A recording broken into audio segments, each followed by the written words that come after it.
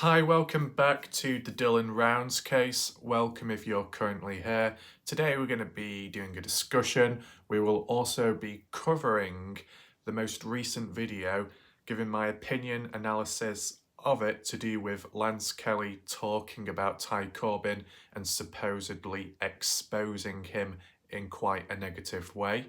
Okay.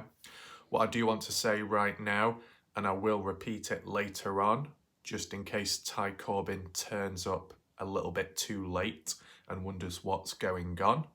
Take in mind, anyone watching right now, you can repeat this message by me later on to Ty, is I need to provide different point of views, because to begin with, we looked at Ty Corbin himself, and it was very brief, of course.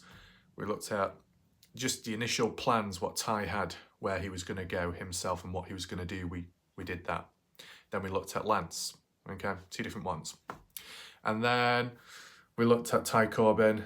We cleared up, the misunderstandings and everything, right? So that was all fine, to do with not associating with the other person, the other party. That was cleared up. Now we're looking at it from what Lance has to say. Now, we counted it probably the day before that, but that was to do with some other bits and bobs. It goes in, I guess, kind of like a bit deeper this time round, okay? So whilst we do mention some of the quotes and accusations and stuff aimed towards Ty, hopefully this video, whether it be in the live premiere format or afterwards, Ty Corbin, if he wishes to, can show up and share his thoughts, right? He can counter points, he can give his side of the story in return, because you might not want to be doing it directly on Lance's channel, because you want to distance yourself and it would probably cause more drama, right? So whilst it's okay for one side to be covered, the other side needs to be covered as well, because if not, it'll be too one-sided, and that's what we don't want. That's what others have done, okay? Take in mind, aside from that, if you haven't checked out my video yesterday, feel free to do so. It was looking at Kenny Veach and the M Cave case, supposed new M Cave found. I'll provide a link down below in the pinned comment section, okay? Also today, we're going to be looking at the Dylan Rounds forum, continue on, see if there's any more interesting information. The last time we did, there was some very interesting questions about the rainfall and the time and the seed truck and some other bits and bobs. So it's surprising what you can come across when looking back, okay?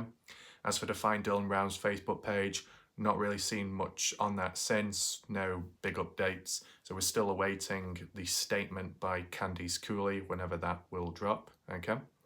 We also have a mascot of Ty Corbin with us today, okay?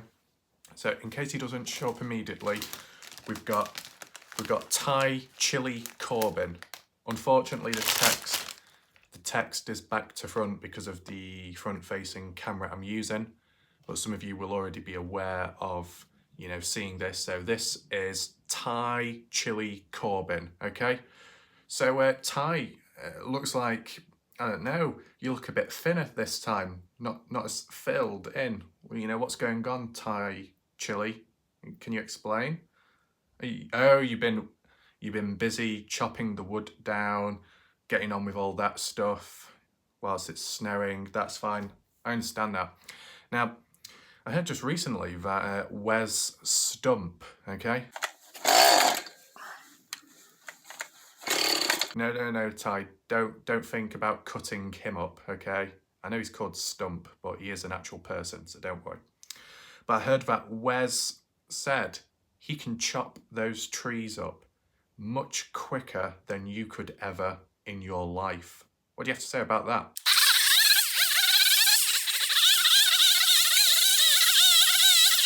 Whoa, calm down. Just put that down, Ty.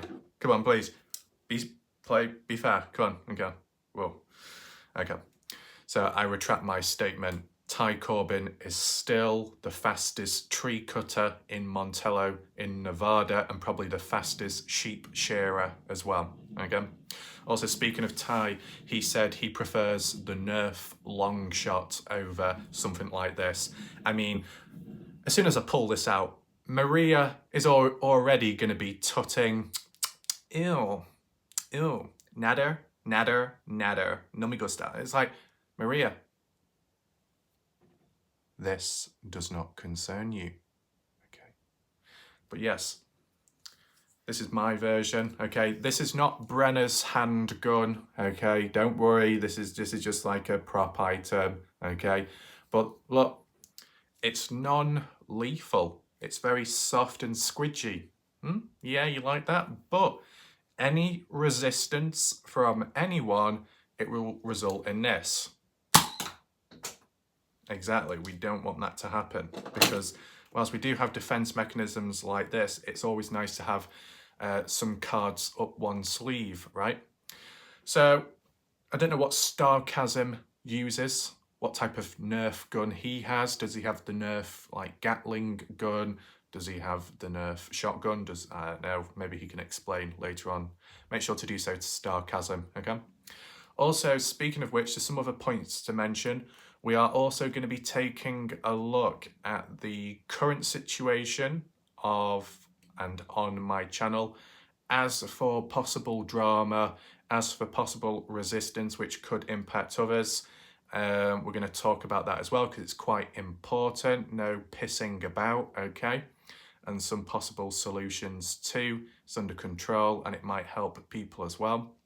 Speaking of the belt, just before I do forget, one of the viewers from yesterday called Tammy Webb. I don't know if Tammy is watching right now. I know she did watch my videos when I covered the M. Cave Kenny Veach case, but if you're secretly watching in the background, I did see your previous comment last night where you said you want more of the whips. Don't worry, here we go. Tammy, I hope you're there.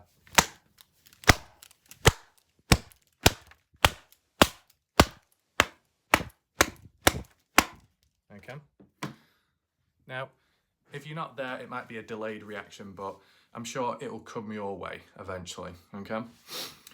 Is there anything else we need to talk about before we go in too hard? I mean, I think what we'll do, we'll look at the land stuff first, and then we can refer to the other things, okay?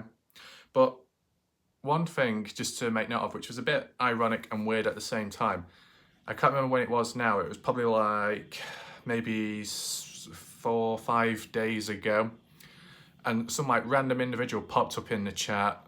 There were a male, right, it's kind of ironic, but there were a male, they had a male username, and then they said, well, like Raf, you're so misogynistic. And I'm like, what sort of Me Too bandwagon are you on? What the hell are you talking about? You know, I just thought, random. I mean, because like, look, at the end of the day, even like last night, I was crippled from Maria's head massage.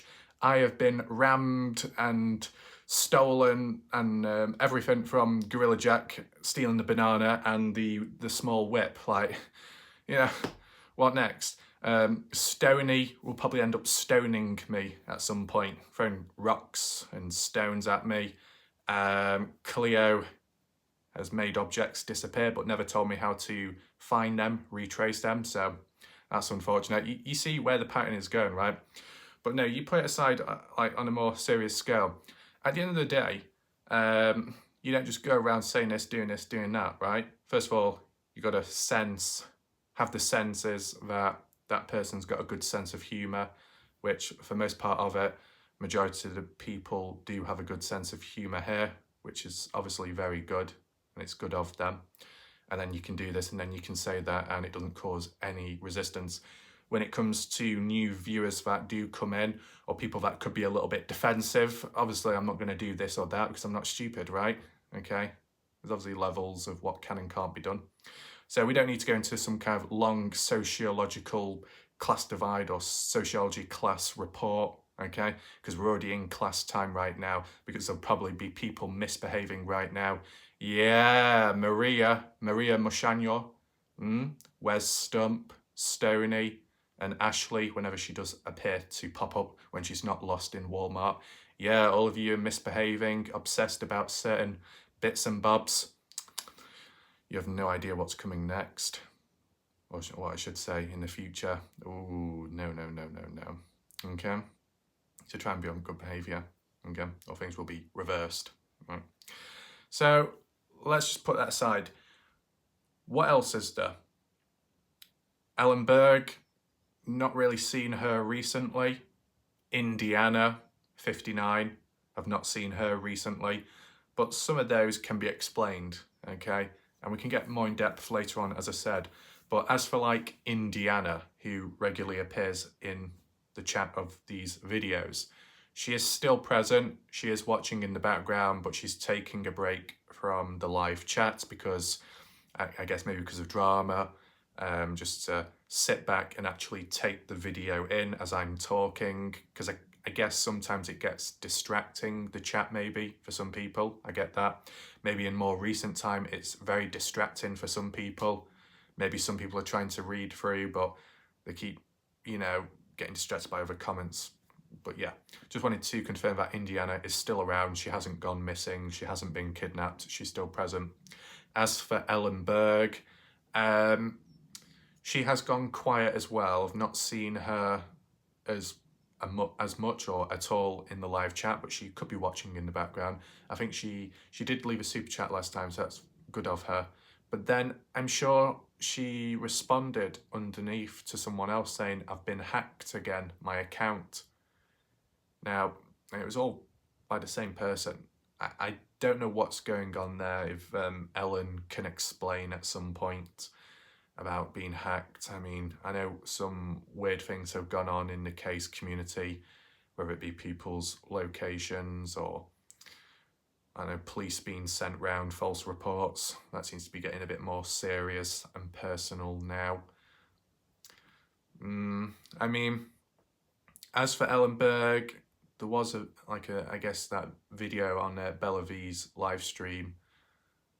I don't know if Ellen is just keeping her head down in between to let the dust settle. I mean, if you want me to do some kind of analysis on it at some point, then let me know. But maybe, if there's anything else in the background or in real life going on, maybe that's why she's not as active. But the bit about account being hacked, I don't know what she means exactly. YouTube account, Facebook account, elsewhere. I didn't see the profile picture change. I've not seen any fake comments or, resistance by her. So I don't know how or why or when she's been hacked, if any of you know. You don't have to, but if you've had any bad experiences within the Dylan Rounds case community, feel free to share it down below in the chat if you want, because as I said, as we do go along in this video all the way through and throughout, you can share your thoughts, opinions, reactions, and talk about other things too. Try not to get too carried away at times though, when we're looking at some critical points, okay, because there is some serious focus at times when it comes to trying to cover the case or make sense of something. We don't want it being blinded, or we don't want misdirection, because we have seen indirect and direct, and it can cause issues and problems, okay? So yeah, I think that explains that part. As for pancakes, it was very briefly discussed last night.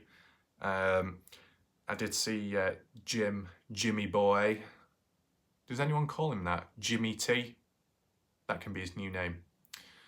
Pancakes called in on Jimmy T, and immediately I knew it was Pancakes, but at the time I wasn't too sure if Pancakes was trying to put on a disguised voice. You know what I'm saying? But it sounded a bit deeper. He sounded like he had a really bad cold. Someone in the chat from last night was saying that he was emotional or sad. That could explain to why his voice sounded different, but you're like calling in. I can't remember what he said. I think he was like, "Yeah, man, you're gonna be telling them about their calling the work. Like, well, why are you gonna be calling the work? How many times have you been calling? What's going on? I'm sick of this. What are you doing? Are you trying to harass me? I thought we had it all in control. What about the railroad? What about all the stealing? Who's gonna come to town? I mean, more child support? Or, what? I cannot take this. No, no, no, no. I don't know what you're trying to prove. I don't know what you want, but I think I'm going to go now and put the phone down. Yeah. Something like that. I didn't quite understand it, but supposedly Jim has something on Pancakes, and that's why Pancakes left. Yeah, but it's been one of those things where it's been so back and forth, right? And then on one of Pancake's videos mentioning about, I think this happened before that one, where police were called to Jim Terry's father's place of work. One of those false calls, right? It was by someone else, whoever. And then Pancakes, when he was reacting to it, it was just interesting what he said. He was like, "Oh, well, as like what Jim said and what I say, you can trash each other, but then when you start involving families, friends, or like locations, then it becomes a bit of an issue, and it shouldn't be allowed that." And when I heard that, I was just thinking, wait, I'm sure families have got involved previously. I'm sure Pancakes did a video where he said that either Jim or Doug from No Thanks was saying something about his children and an inappropriate thing that was going to happen. So they've already been involving families and other people in the background, which supposedly isn't supposed to happen, but has already happened. But Pancakes is saying it hasn't. So is there a lot of backtracking going on? Like, is this the new pattern, the new wave, the new trend, right? So previously I said about predictions of backstabbing, going back and forth, right? Changing sides, pledging allegiance with one another, and then afterwards changing, and then later returning back like nothing ever happened. Are we seeing backtracking in opinions, thoughts, and ideas, right? I mean, that U-turn, okay? That turning point. It's like, is it a natural change of thoughts, opinion, or is there another reason for it? Kind of like with how some people say Doug, he backtracks and changes, but it's to benefit him in some way or another, right? Is it happening with the other people in the case or outside of the case, branching out? What do you think? Do a poll right now. Do you think there is more backtracking of attitude, opinions now? Maybe more than before? Leave your thoughts. Small example. Back when I was covering the Kenny Veach M Cave case, and I looked at the keyhole eye creature thing, and I was saying, oh, it looks like an eye. It looks like something is there. I didn't say it's 100% something. I just said it looks like. Okay, so I was already using uncertain language, right? That's just one of my things. But then down the line, after a few months passed, I wanted to see it from the other side, what other people were seeing, and try and understand why and how they could do that. And I managed to. And then with that, with understanding that new way, that new perspective, I changed my thoughts and opinions of it, and I said, no, it's not a creature, it's more of a psychological illusion with the camera and all of that, as I've explained previous. Now, people thought that was suspicious at the time. People thought and accused me of being paid off or being silenced by someone, right? But it didn't happen overnight, that change of opinion. It took some time. I had to look into it kind of deep. Is the same happening within the Dylan Rounds case? Or people switching and changing back so fast, like back, forth, back, forth? I think that's kind of the case. I know some people made one observation in recent times saying Pancakes was all about Kurt Wadsworth, giving him a voice, a platform to speak on, defending Kurt. And then people were saying Pancakes has changed now. Pancakes seems to be calling out Kurt or disassociating himself with him, being a bit suspicious, backtracking almost. I mean, I've not looked too deep at that part, but it wouldn't surprise me. Let me know if there's anyone else who's backtracked with opinions and ideas, right? I mean, if it's natural, it's natural, but I don't think that's quite the case when we've seen all the other stuff going on in between, right? Do we have anything else to cover? I don't think so. If I do think of any other thoughts as we do go along, I will point them out, okay? So I think what we should do is look at what Lance had to say, right? Ah, that's it, just remembered something. Told you this would happen. One thing I just randomly picked up on, you know the Shack Lady? Like, does the Shack Lady talk loud like Jim Terry? Is it natural? Or is the Shack Lady talking loud randomly at times? It's just like, it's like, I was like, whoa, calm down. I know the Shack Lady said she's taking, is it testosterone or something? I hope I got the right one, the right supplement or the thing they're taking. But she said she's taking something. Oh no, no, it's not. It's steroids. I got the wrong one. Oh no. Hopefully the Shack Lady doesn't see this. But yeah, I think she said she was taking steroids, but it causes. What does it cause her?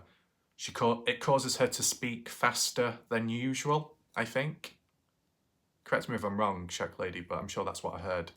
And speaking of that, I don't know if it's just at times, but it always sounds like the Shack Lady has something stuck in her mouth. And I don't mean that in an inappropriate way. I mean, like whether she's chewing on nuts, if she's got nuts in her mouth at the time, or if it's like raisins, or maybe it's KFC chicken, I don't know. It just sounds like she's eaten. Obviously, I'm not practiced the impression yet, but I'm sure maybe I can demonstrate it afterwards. But sometimes like 5 or 6 stuff, don't do it. I mean, like, are we at some kind of auction trade event? I don't know. But I think we can get more into that later on. So as we are referring back to the main part of this video, okay? Welcome if you're here. We are taking a look at what Lance Kelly has had to say most recent, which was probably yesterday, okay? If you're present right now, Ty Corbin, feel free to share your thoughts, your response, clear up any misinformation possibly presented by Lance Kelly, if that's the case, okay? Just know that I've got to look at it from his perspective in this video. Hopefully you understand, Ty, okay? So, the intro of Lance's video was interesting. I don't know, do you know what, I'll be honest, I'm starting to sound like a bit like pancakes and with that stutter, god damn it. I'm noticing patterns, small patterns. When I was talking about thumbnails and making them clean, clear cut, Doug from No Thanks did something similar just after I said that in the past. When I was talking about predictions, predicting this, predicting that, the structure of this and that, Jim Terry started talking about predictions and using that word, predictions, coming true. When I've done my dodgy intros, how I just suddenly appear in front of the camera, that's exactly what Lance Kelly did. Like, he literally just like zoomed into the side with his eyes up against the bloody camera, and I was like, what the hell's going on here? Like, whoa, calm down. What the hell's going on? You know, like that. And then what was the other thing that's happened? I'm sure I saw like I don't know if it did happen, but I'm sure I saw a scheduled video, and it was to do with Jim Terry visiting a gas station or a motel or something and reviewing it. And it's like, huh, that's what I've been doing all these months. Interesting. I mean, these little snippets of behavior and actions can mirror interactional synchronicity with others, right? So just be wary of that pattern. Not that it's a bad thing, it's just interesting how people do catch on to little pointers. Just like if you're trying to impersonate someone, right? You just catch on to certain things, whether it be body language or someone's voice. You know, if it's Betty Haywood, it's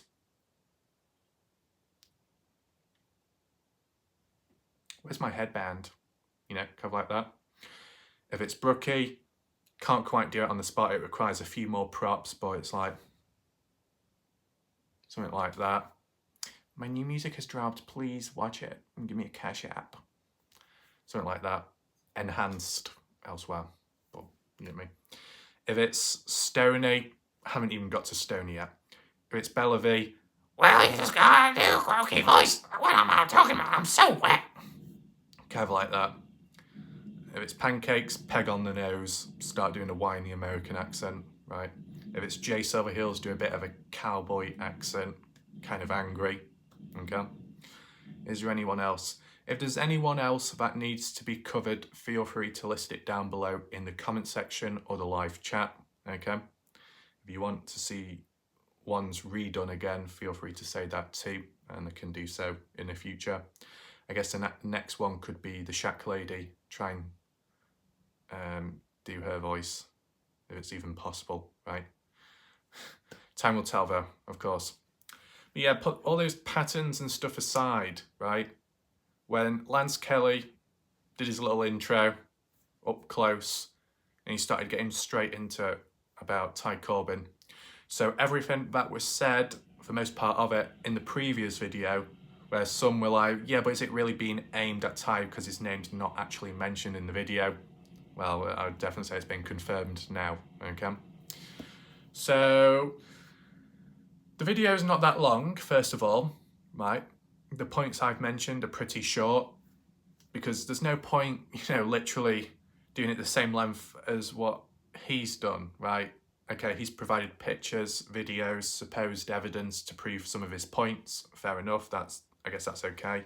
If you do want to check them out yourself, you're probably better off checking his video out. You can't just take everything from him, that's his actual video. I'm just simply giving my opinion, analysis of it, what do I think of it, how do I react to it, and then also provide an alternative video and platform for Ty Corbin to speak on, well, leave a comment or in the chat, whatever, if he needs to, right? I don't know if this video will get resistance, but if it does, well, we just do what we've done all the other times beforehand, okay? So, Lance, first of all, said about Ty Corbin wanted to be on camera a lot, then followed it up by saying Ty was also talking about in a conversation several times that in the words of Ty, or no, in the words of Lance, he was going to get a movie deal, and said that several times. Now, I personally don't know if that's true, but that's just what Lance Kelly is saying from being in the presence of Ty in the past. Okay. He said that Ty said it in front of other people as well. I don't know who those other people are. Referring to Les Natal, maybe, Scott Natal. I mean, if there's other people that can come in, share their voice, and back up, support what Lance is claiming, or counteract and stand up for Ty, why not? There's no harm. And this is where the first bit of video proof, if you want to call it that, to support the idea of Ty wanting to get a movie deal and wanting to appear on camera a lot. I wouldn't say it's the strongest of evidence. It's put all this together to make it seem like that's what Ty is all about, okay? So you could say, some people could agree, maybe others won't, but I'll just kind of summarize it. So Lance was just showing footage from, I think, Arizona Traveler or something. That guy, he's participated in the case when the Arizona guy was, I think, at Ty Corbin's place. Ty was sat down in a chair. The other guy's talking to him like an interview. He pans the camera away slightly and Ty's like, get the camera back on my face. I guess what Lance is trying to depict there is Ty is narcissistic. He wants all the limelight and focus on his face. My opinion, I would say, is probably just simply because Ty was maybe talking about important points at the time. And just like when you're having a conversation with someone, arguably it tends to be more polite if you're making eye contact, or at least looking towards the person as they talk. If you're looking away, it could be seen as you're disinterested, you're not listening, disrespectful. So that's possibly why Ty wanted the camera focused on him because maybe the camera guy wasn't looking directly at Ty at the time. Because in a way, Ty may have wanted to get a message across to the general public who do watch the videos, right? I think it was uploaded by the Arizona guy onto his channel, but if you're not only having a conversation with the person present there, but you're also trying to talk, highlight a point, clear something up towards the general public out there, the message tends to hit harder when, first of all, you show your face. You're not hiding behind a screen or a mask, right? You're in camera shot, your face is on show, you're not hiding, eye contact made to an extent, people are more likely to listen and to watch. But the camera isn't pointing on that person, then it's like, oh, well, this is a bit amateur, right? It could be a serious moment, so come on, get the camera back on me and let's do this interview. Let's do this now. I mean, what would be a counterpoint to that? Not the best, but like when you get these live streams, these interviews and call-ins, quite often people don't show the face. They just have the little profile picture, animated, cartoon, whatever it might be, on all these different channels. And then the talk, you don't see the face, and it's like, oh, you know, are you supposed to take it seriously? I mean, like Jim Terry, he shows his face. Pancakes, he shows his face. Tyler Feller, he's done. But then other people, they don't. There'll be numerous reasons to why, privacy reasons. They don't feel like it, they don't really want to, but you know, you compare it to like if you're addressing a serious point and you want to get that message across, you want to be credible, you want to be believable, right?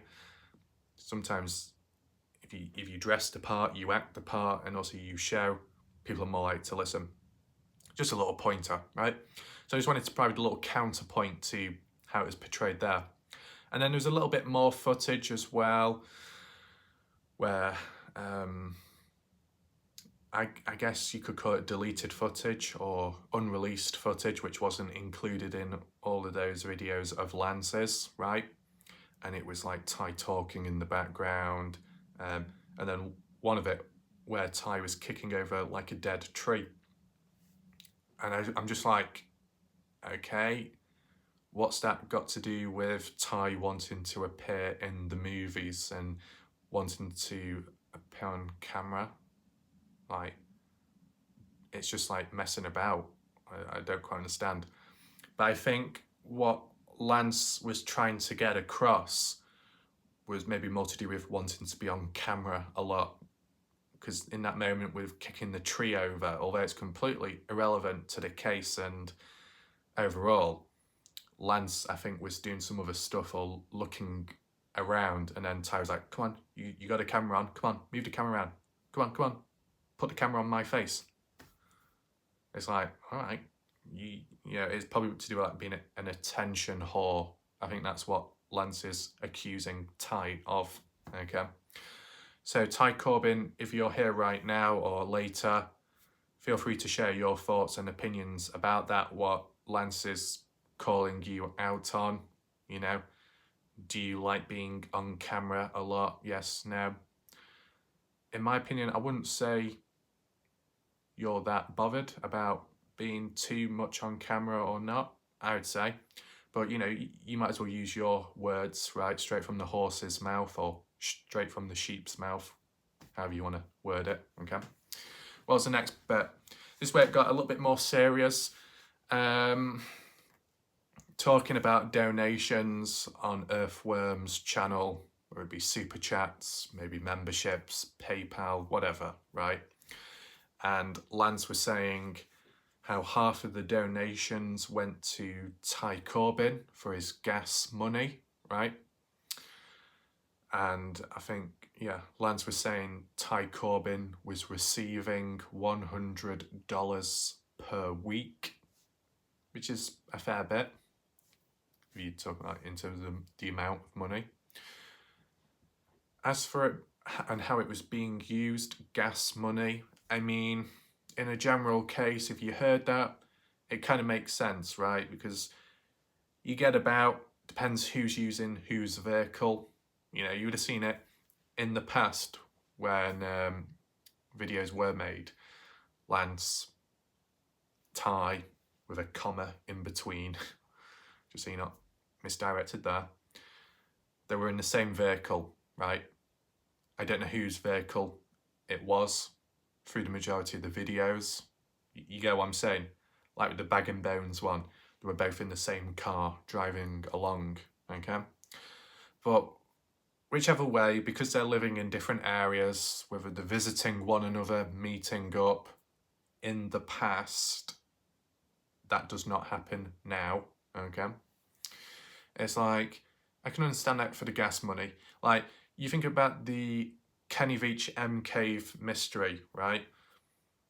There was like funds there for people, especially the ones that were traveling longer distance, like DJ Moore. The cost of the fuel, the distance that it took, the equipment, resources, and the camping, etc. Right? Some people did like GoFundMe's or attempted GoFundMe's so they could be able to afford it in some way. That's or the alternative was creating T-shirts and tops to be able to fund it, so then they could go back out there in the future. And that's kind of like what Lance has done on his channel with the T-shirts, etc. with searching. Scott Natal did the same thing back with the Kenny Veach M Cave case.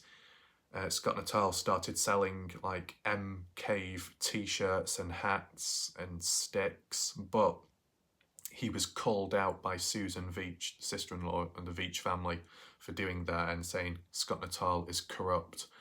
But Scott Natal did respond back then, saying how what he was wanting to do was sell the items, and then whatever money he makes, like, donates it to the Veach family to help them.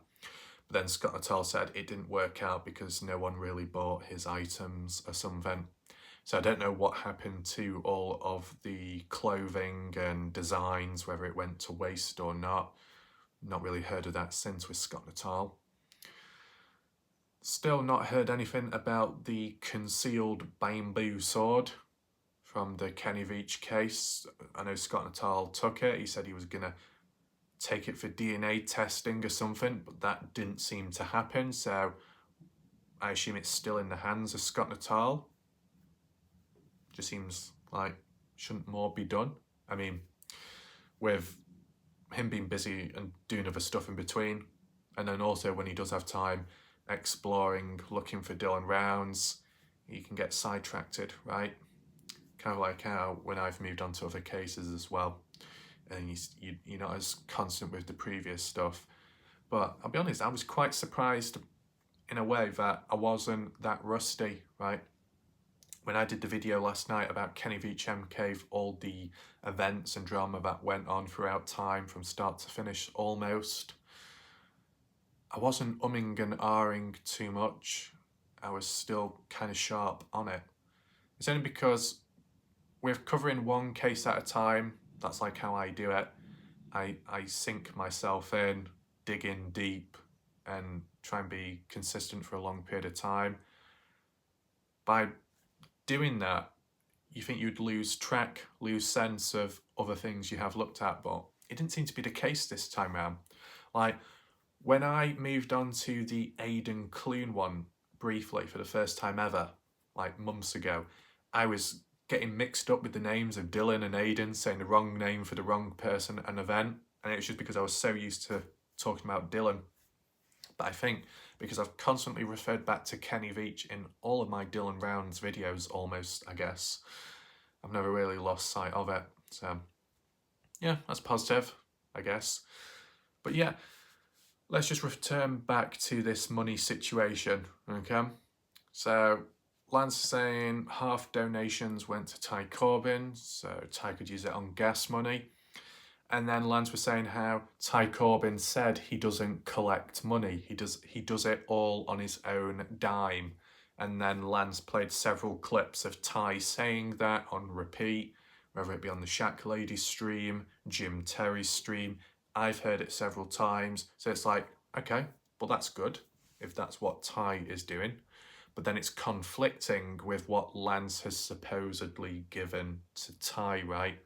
I know you could put the spin on and say, well, maybe Lance is just saying that, but then in other people's mindsets, it would be, well, if Lance has physically given Ty money and then Ty is saying he's not receiving anything, then it's like, oh, why are you hiding it? Like, in the eyes of some people, it could be like, is Ty hiding it because he doesn't want to appear like the other YouTubers that might be getting money in some way? He wants to appear better than everyone else and more natural. Could that be it? That he doesn't like the idea of receiving? But then Lance put the spin on it and said, but Ty Corbin was welcoming and happy receiving gifts and cards from people when it came to, I guess, Phyllis or something. I guess it depends how deep and personal people go, because like as we said, families at war in some way or another, that is emerging, and even externally, I guess, with the Jim Terry situation and the police being called. So all kinds of things are going on. Will it ultimately reach a head? And no, Maria, that isn't a prompt for you to start thinking of all kinds of stuff. Will it reach a head, a conclusion? Do we say that now?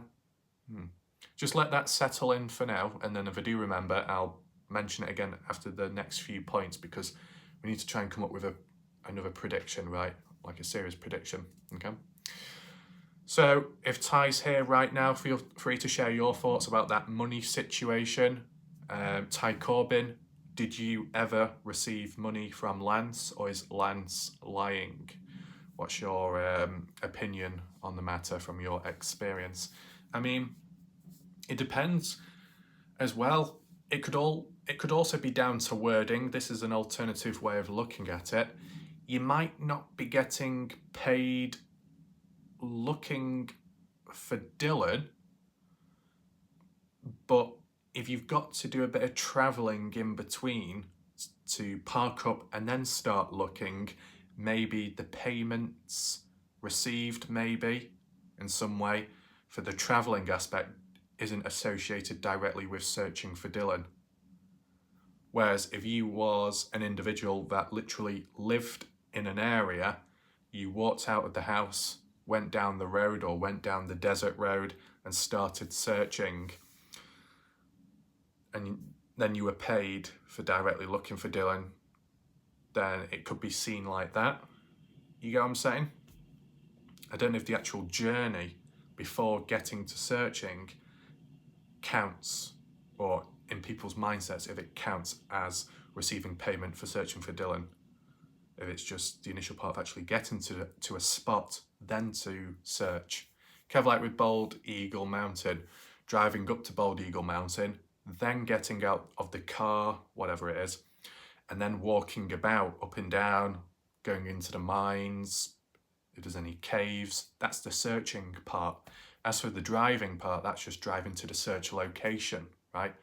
So maybe down to language, the driving part doesn't count as being paid for the search.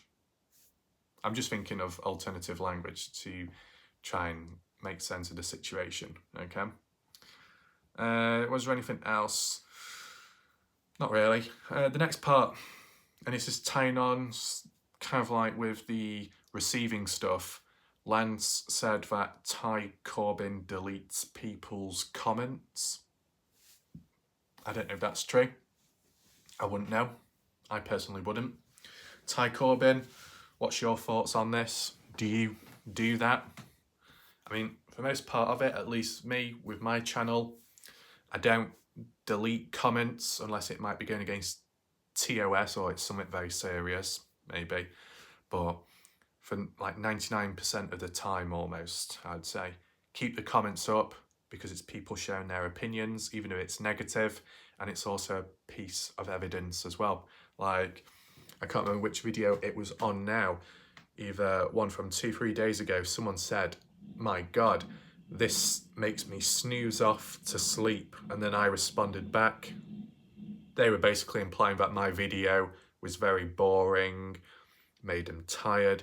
But I just simply said, well, at least the positive thing is you know what you can listen to if you ever have trouble sleeping. Just watch my video, hear me talk, and you'll be out in no time. See? It still leads to a positive. You sleep better, you wake up, you got more energy, and you can get on with whatever you need to do. And that was because of watching my video. So there you go. Just like with all the motel food places, you think, well, what's the actual purpose or point of that? Well, aside from looking at key timestamps and alibis of certain suspects within a case, that aside, it at least informs you of places of where to go and where not to go, right? So it does help you indirectly. And as for the whips, well, we don't have to talk too much about that. It's pretty self-explanatory to why there's positives about getting whipped, right? But yeah, the only thing I do remember was seeing a comment previously, it was probably like some months ago on Lance's channel. Some viewer supporter was saying, oh, I gave some socks and some hand knitted clothing or jumper to Ty. I think they received it, but Ty didn't acknowledge and then deleted the comment as if it never happened. I don't know if that happened. Do you know about that, Ty? Is it someone faking it, pretending that they gave you something? I don't know. You know, you're only going to know certain sides of the story or certain amounts. If there's actual evidence provided, that obviously does help, right? And tying on with this like supposed evidence being shown and portrayed against Ty, the next point what Lance mentioned was, Lance said, Ty Corbin tends to lose his temper when out searching, or in the past, I should say, such as with his dog. And then basically what was shown then by Lance was a video, once again, unreleased footage, which is interesting. So you could imply that even back then, when they were somewhat okay, when they were originally searching together, Lance, in the back of his mind, was secretly keeping hold of this footage and documenting this evidence to use down the line. That's kind of interesting, that. You know what I'm saying? Normally, like when you get movies, unreleased footage, they might show it in the director's cut, they might show it in the credits or the after part. And if not, it just, I guess, gets thrown away, deleted. But for Lance to keep hold of this unreleased footage for some time, that does make you think. What's your thoughts on that, Ty? What do you think about that? Because if you think about it, if people have been secretly recorded, whether it be phone conversations, interviews, private ones, in the Dylan Rounds case and community, and you've also got little bits of footage here and there with actual searches with people, and you've kept a hold of it too, isn't it kind of sneaky and sly, maybe? What do you think in the chat? But yeah, returning back to this footage with Ty losing his temper with the dog, I do actually remember the location. I can't remember what it's called, but I think they were in Bald Eagle Mountain looking for mines, mine shafts. It was mainly horizontal openings, and the dog must have went into one of them. So far, Lance was just climbing up, looking about. Ty is calling the dog back, but the dog's not listening. And Ty loses his temper, raises his voice, swears a little bit, saying, come on, come here now, you know, getting a bit angry, but it's not the end of the world, okay, it's not that bad. He doesn't do anything physical to the dog, it's just verbal, okay? But either before saying that or just after, he looked up to Lance and said, you got it turned off, yeah? You got the camera turned off, right? And Lance said, yes. But obviously, he had the camera turned on. So it makes you think, even back then, when they were, you know, searching, Lance had other things going on in his mind. Was he like creating evidence, protecting himself in case it backfired down the line? Did Lance subconsciously feel that there was something wrong, or that there could be tension, so he was just documenting things as he goes along? It just seems like it was kind of planned in some way. Like someone knew something about the other person, so they acted a certain way, but not letting the other person know. You get what I'm saying? The bit about where Ty said, you got the camera turned off, I guess that's just really to do with Ty doesn't want that, I guess, image of him portrayed. And I can back it up with a counterpoint now. Ty has been accused of being like drug dealer. Ty's been accused of maybe murder, you know, makes him look bad, harms his image, his identity. And if it's not true, then, you know, it's not exactly fair. You know, you get accused of this and you've not done it, then maybe your life is destroyed, or people around you will look down at you in a negative way, even though they're blinded by the actual truth, you know? So I can understand why Ty Corbin at times gets a little bit defensive, as I said, because he either cares about his own image to an extent, right? From what's right, what's wrong, what's true and what's false. Or he might get defensive of someone else because he cares about them. So I can understand that. As for this little footage with losing the temper with the dog, although it's nothing groundbreaking, I can understand like maybe Ty could be thinking, oh shit, I kind of lost my temper then. Oh, I shouldn't have swore. I shouldn't have said this or that. I better ask Lance if he recorded it or not, because if he did, I don't want him including it in this whole video search, because then it will make me look bad and it will give other people more ammunition to twist the story and narrative and make Ty look worse than he actually is. Does that make sense? That could be what was going through Ty's mind at the time. He didn't want it included within it. Because, you know, sometimes when you get those like live chats and live streams of other people, they're talking about things, you can take the audio out, you can twist and turn it to make it out of context. So it could seem like they're talking about someone completely different when they're not. I mean, I'll give you an example because, you know, straight to the point, no bullshit. When it came to those like little light-hearted edits of the phone call with me and Pancakes, and Pancakes was saying how, oh yeah, and that guy's fingering her. And it's like, excuse me? But it was meant in other terms and it was directed at somebody else, but I was able to get a hold of the audio and make it sound like Pancakes was talking about Gorilla Jack, you know, getting a bit fiddly with Weedleby. It just fit perfectly, okay? So, obviously, in a more serious case, such as the Dylan Rounds case, with certain individuals like Ty Corbin, if you get a bit of footage or a moment where he says something and it could be taken out of context, it could be twisted and the narrative changes. Something we may see within the Dylan Rounds documentary. You never know, okay? So there's a lot of stuff that can happen. And then you do get the obvious, funny, edited stuff, right?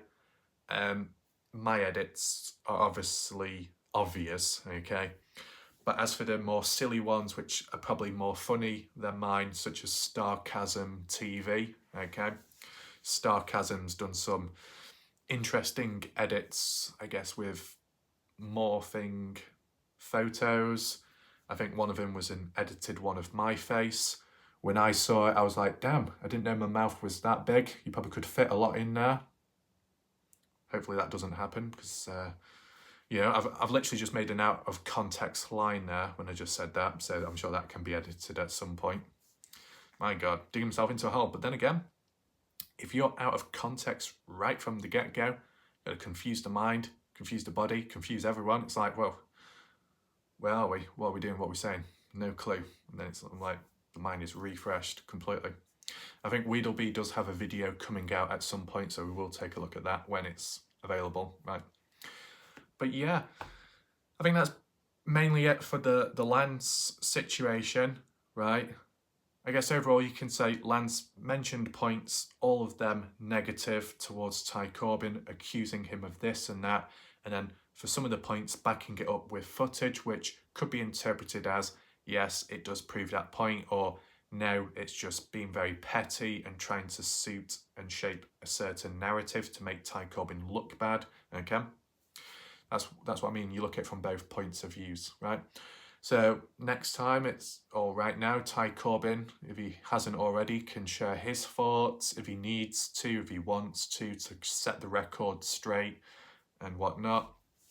I mean, what we've got to look at is previously, when it did happen, when Ty no longer associated with Lance, vice versa, that was back then. Sometime now, a couple of months ago, probably September, I think.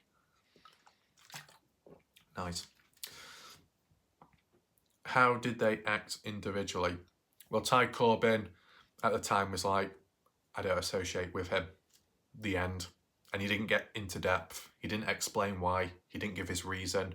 That's fine. Private matter. It's normal. You don't have to start publicly sharing everything online, right? So that's how Ty was. As for Lance, Lance never really mentioned or talked about it at all. He just carried on doing what he was doing. He was saying, yeah, we're moving in different directions, and that was about it.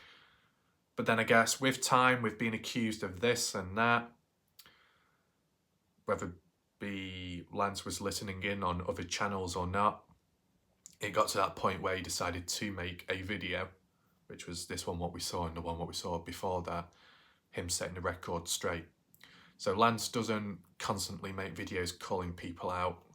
Even if some people think he's dodgy or there's something bad going on, Lance tends to just carry on doing what he's doing without getting too much involved with the drama. There might be drama in real life, but as for online, doesn't seem to be that frequent, right? The way it's gone, okay, this whole situation with, the two guys, kind of similar to the Candice Cooley one, right? So when Lance was called out, accused, criticised by Candice Cooley and maybe some other platforms and people, not much was done or said, but then it got to that point where Lance had to publicly address his side of the story, and then he did a live stream. So it's like you push and you push and you push, and then eventually Lance will respond back just to, clear his name, supposedly, and just so people aren't misguided, right? So I can understand that. Yeah, there's not really much more I can say about that. So if we put all that stuff aside, I mean, it's time to cool off now, and let's focus in on Dylan Rounds, specifically the discussion, and see where we're at. One thing I just want to make note of very quickly, the person what we've been reading about in these forums called Grandma Bear, okay? Is Grandma Bear Grandma Bunny on YouTube? Is it the same person? That's what I'm just figuring out, because I have seen Grandma Bear appear on my channel at times. Now, to refer back, when Grandma Bear popped up on my channel in the early stages, she was a little bit impetuous. She had a bit of an attitude, but it was resolved. Though, in recent time, she developed an attitude again, saying, "Get your ass out here, boy!" And it's like, well, first of all, it's not exactly practical, is it? And she's like, what did she say? She said, I've been out there searching recently, or I'm currently out here. And I said to her, are you from Montello? They didn't really say yes. I guess they're just visiting in the meantime, looking for Dylan. Okay, fair enough to them for doing that. And then she said, where's y'all ass at, boy? Not literally, but you get me. And I was like, well, I tend to be sat on the bed. Okay, I'm a bed boy detective. And then I said, get your ass down here. I was like, calm down, like, what's with the attitude? I mean, I can understand Maria having an attitude at times, Argentina Española, señorita, nada. Okay? Okay, me encantan bailamos con. Well, fuck, well, I'm not Spanish, so I'm not an expert, am I? But you know, Maria with maybe the head shaking, clicking the hand, the earrings shimmering and shaking at the same time as rocking the head like a bobblehead. Okay, I don't know, but it works with certain people, right? It works with Maria, but as for grandma, which I assume is an older person, right? I thought they would have had a bit more better understanding, a bit more reasoning ability, but it's definitely failing in that department. Unfortunate, but oh well, we continue. Also, I don't know if he's here at the moment. He has been recently, and especially last night. Shout out to Awesome Destroyer, right? Awesome Destroyer. I can't remember how old they are. I think they're like 17 or 18. Because they were like saying how they're surprised how they find the case quite interesting, like the Kenny Reach one. I don't know if he's completely into mysteries or stuff, or it's just because he's like thinking, wow, I'm only 17 and yet I'm really focused in on a case. But, you know, it can happen, okay? One of those things. But specifically, shout out to Awesome Destroyer for his presence last night and the Super Chats back to back. That was good of him. Okay, so just acknowledge that. And yeah, I think we should begin reading, okay? Regina once again says, to clarify, the gate info is from D or J or both. And yes, I'd expect that they'd know better than anybody about Dylan's habits when it came to not closing the gate at the property. As for the circumstances surrounding his personal truck, I agree for the same reason. And speaking of such, I really don't know what to make of any of those circumstances. What I mean is, I really can't decide whether I think those circumstances are suspicious or not. And I think with time, we could agree that things have become a bit more suspicious. Though, let's just try and rewind a little bit, right? It was originally Candice Cooley saying how Dylan would never do this, never do that. He wouldn't lock his vehicle. He wouldn't adjust his seat. He probably wouldn't lock the gate at the grain shed. And because he has on this one occasion, that's what makes it seem very odd. As for the gun that's gone missing as well, Dylan would always leave it in his truck. So because that's not there this time, on this occasion, then it's all very weird and strange. Do you agree with that? Or do you think that the possibility that Candice Cooley doesn't really know Dylan in some way or another, on a personal, deep level, or just down to routine and habits, right? How would Candice Cooley know what's normal and what's not if she's not in the area? How does she know? You know what I'm saying? When you look at it on a basic scale, you could think like that. Really, the only alternative counterpoint would be if Dylan has had discussions with Candice Cooley in the past, whether it be to do with eating and leaving food on the side, making something, getting easily distracted, like with the phone calls, because it was a shared experience, that hearing Dylan, hearing him say, oh, gotta go, gotta get on, oh, just quick call him. That, yeah, you'd understand. So really, Dylan probably would have had to have told Candice that, oh yeah, I never adjust my seat. And in an indirect conversation, oh, my four-wheel drive broke, so can't be using that anymore. So like certain like indirect pointers, events, raising awareness on something, and then Candice Cooley like pieces it all together with her memory and thinks, oh, well, Dylan told me in the past that his all-wheel drive was broke, but it's been turned on now. And obviously Dylan would know about that back then, so why would he make an attempt to turn it on now? Well, that can't be him. It must be someone else. And then maybe she started piecing it together with other things like the chair being adjusted, and then maybe the door being locked, right? So maybe she knows some stuff about Dylan, but not everything, though she pieced it together and assumed it was all by a different person, maybe. Bit where it says, to clarify the gate, D or J or both said yes, and yes. D or J? Who's D or J? J, Justin. D, what, Don? When they do these like little initials, it's very messy, right? Yeah. Let's move on.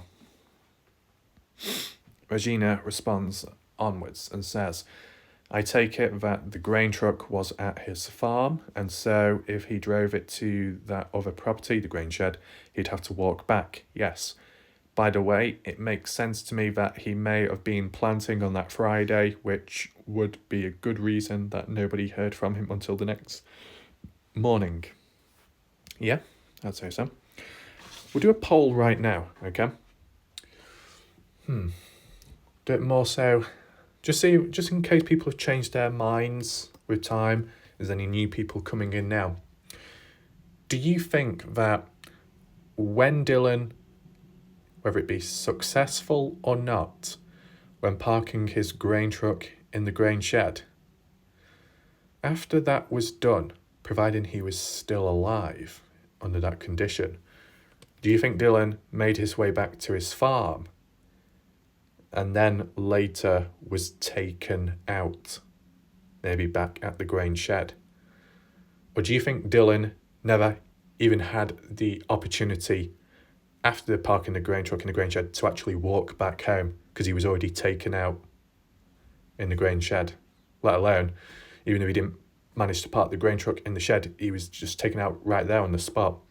What are your thoughts on the matter? And the reason why I say that is because still with that phone ping situation, right, it occurred in the order of phone ping at the gate, 6:51, phone call made by Dylan, right? Second phone ping was at the grain shed, so you'd assume parking the truck in the shed, right? Third phone ping back at Dylan's farm. Fourth phone ping was back at Brenner's trailer or nearby. You get what I'm saying? I mean, in my mindset, with what Candice Cooley has said, I mean, I would say let's do another poll now, but it's too soon. If you want my actual opinion, my own thoughts of what happened on the 28th, like a short updated video map analysis, type number 1 in the chat down below right now. Type number 1 if you'd like to see an updated, opinionated video on what happened on the 28th and the order of the phone pings, because I've kind of adjusted my way of thinking now, okay? So just let me know. What else was there? Carry on. Grandma says, I had the same thoughts of blisters, wet feet, a wounded foot, boots rubbing and hurting, but then I turn around and think, yes, but he is missing, and the boots bring more ominous thoughts. I don't think it likely, but I guess we haven't thought about possible natural or accidental causes.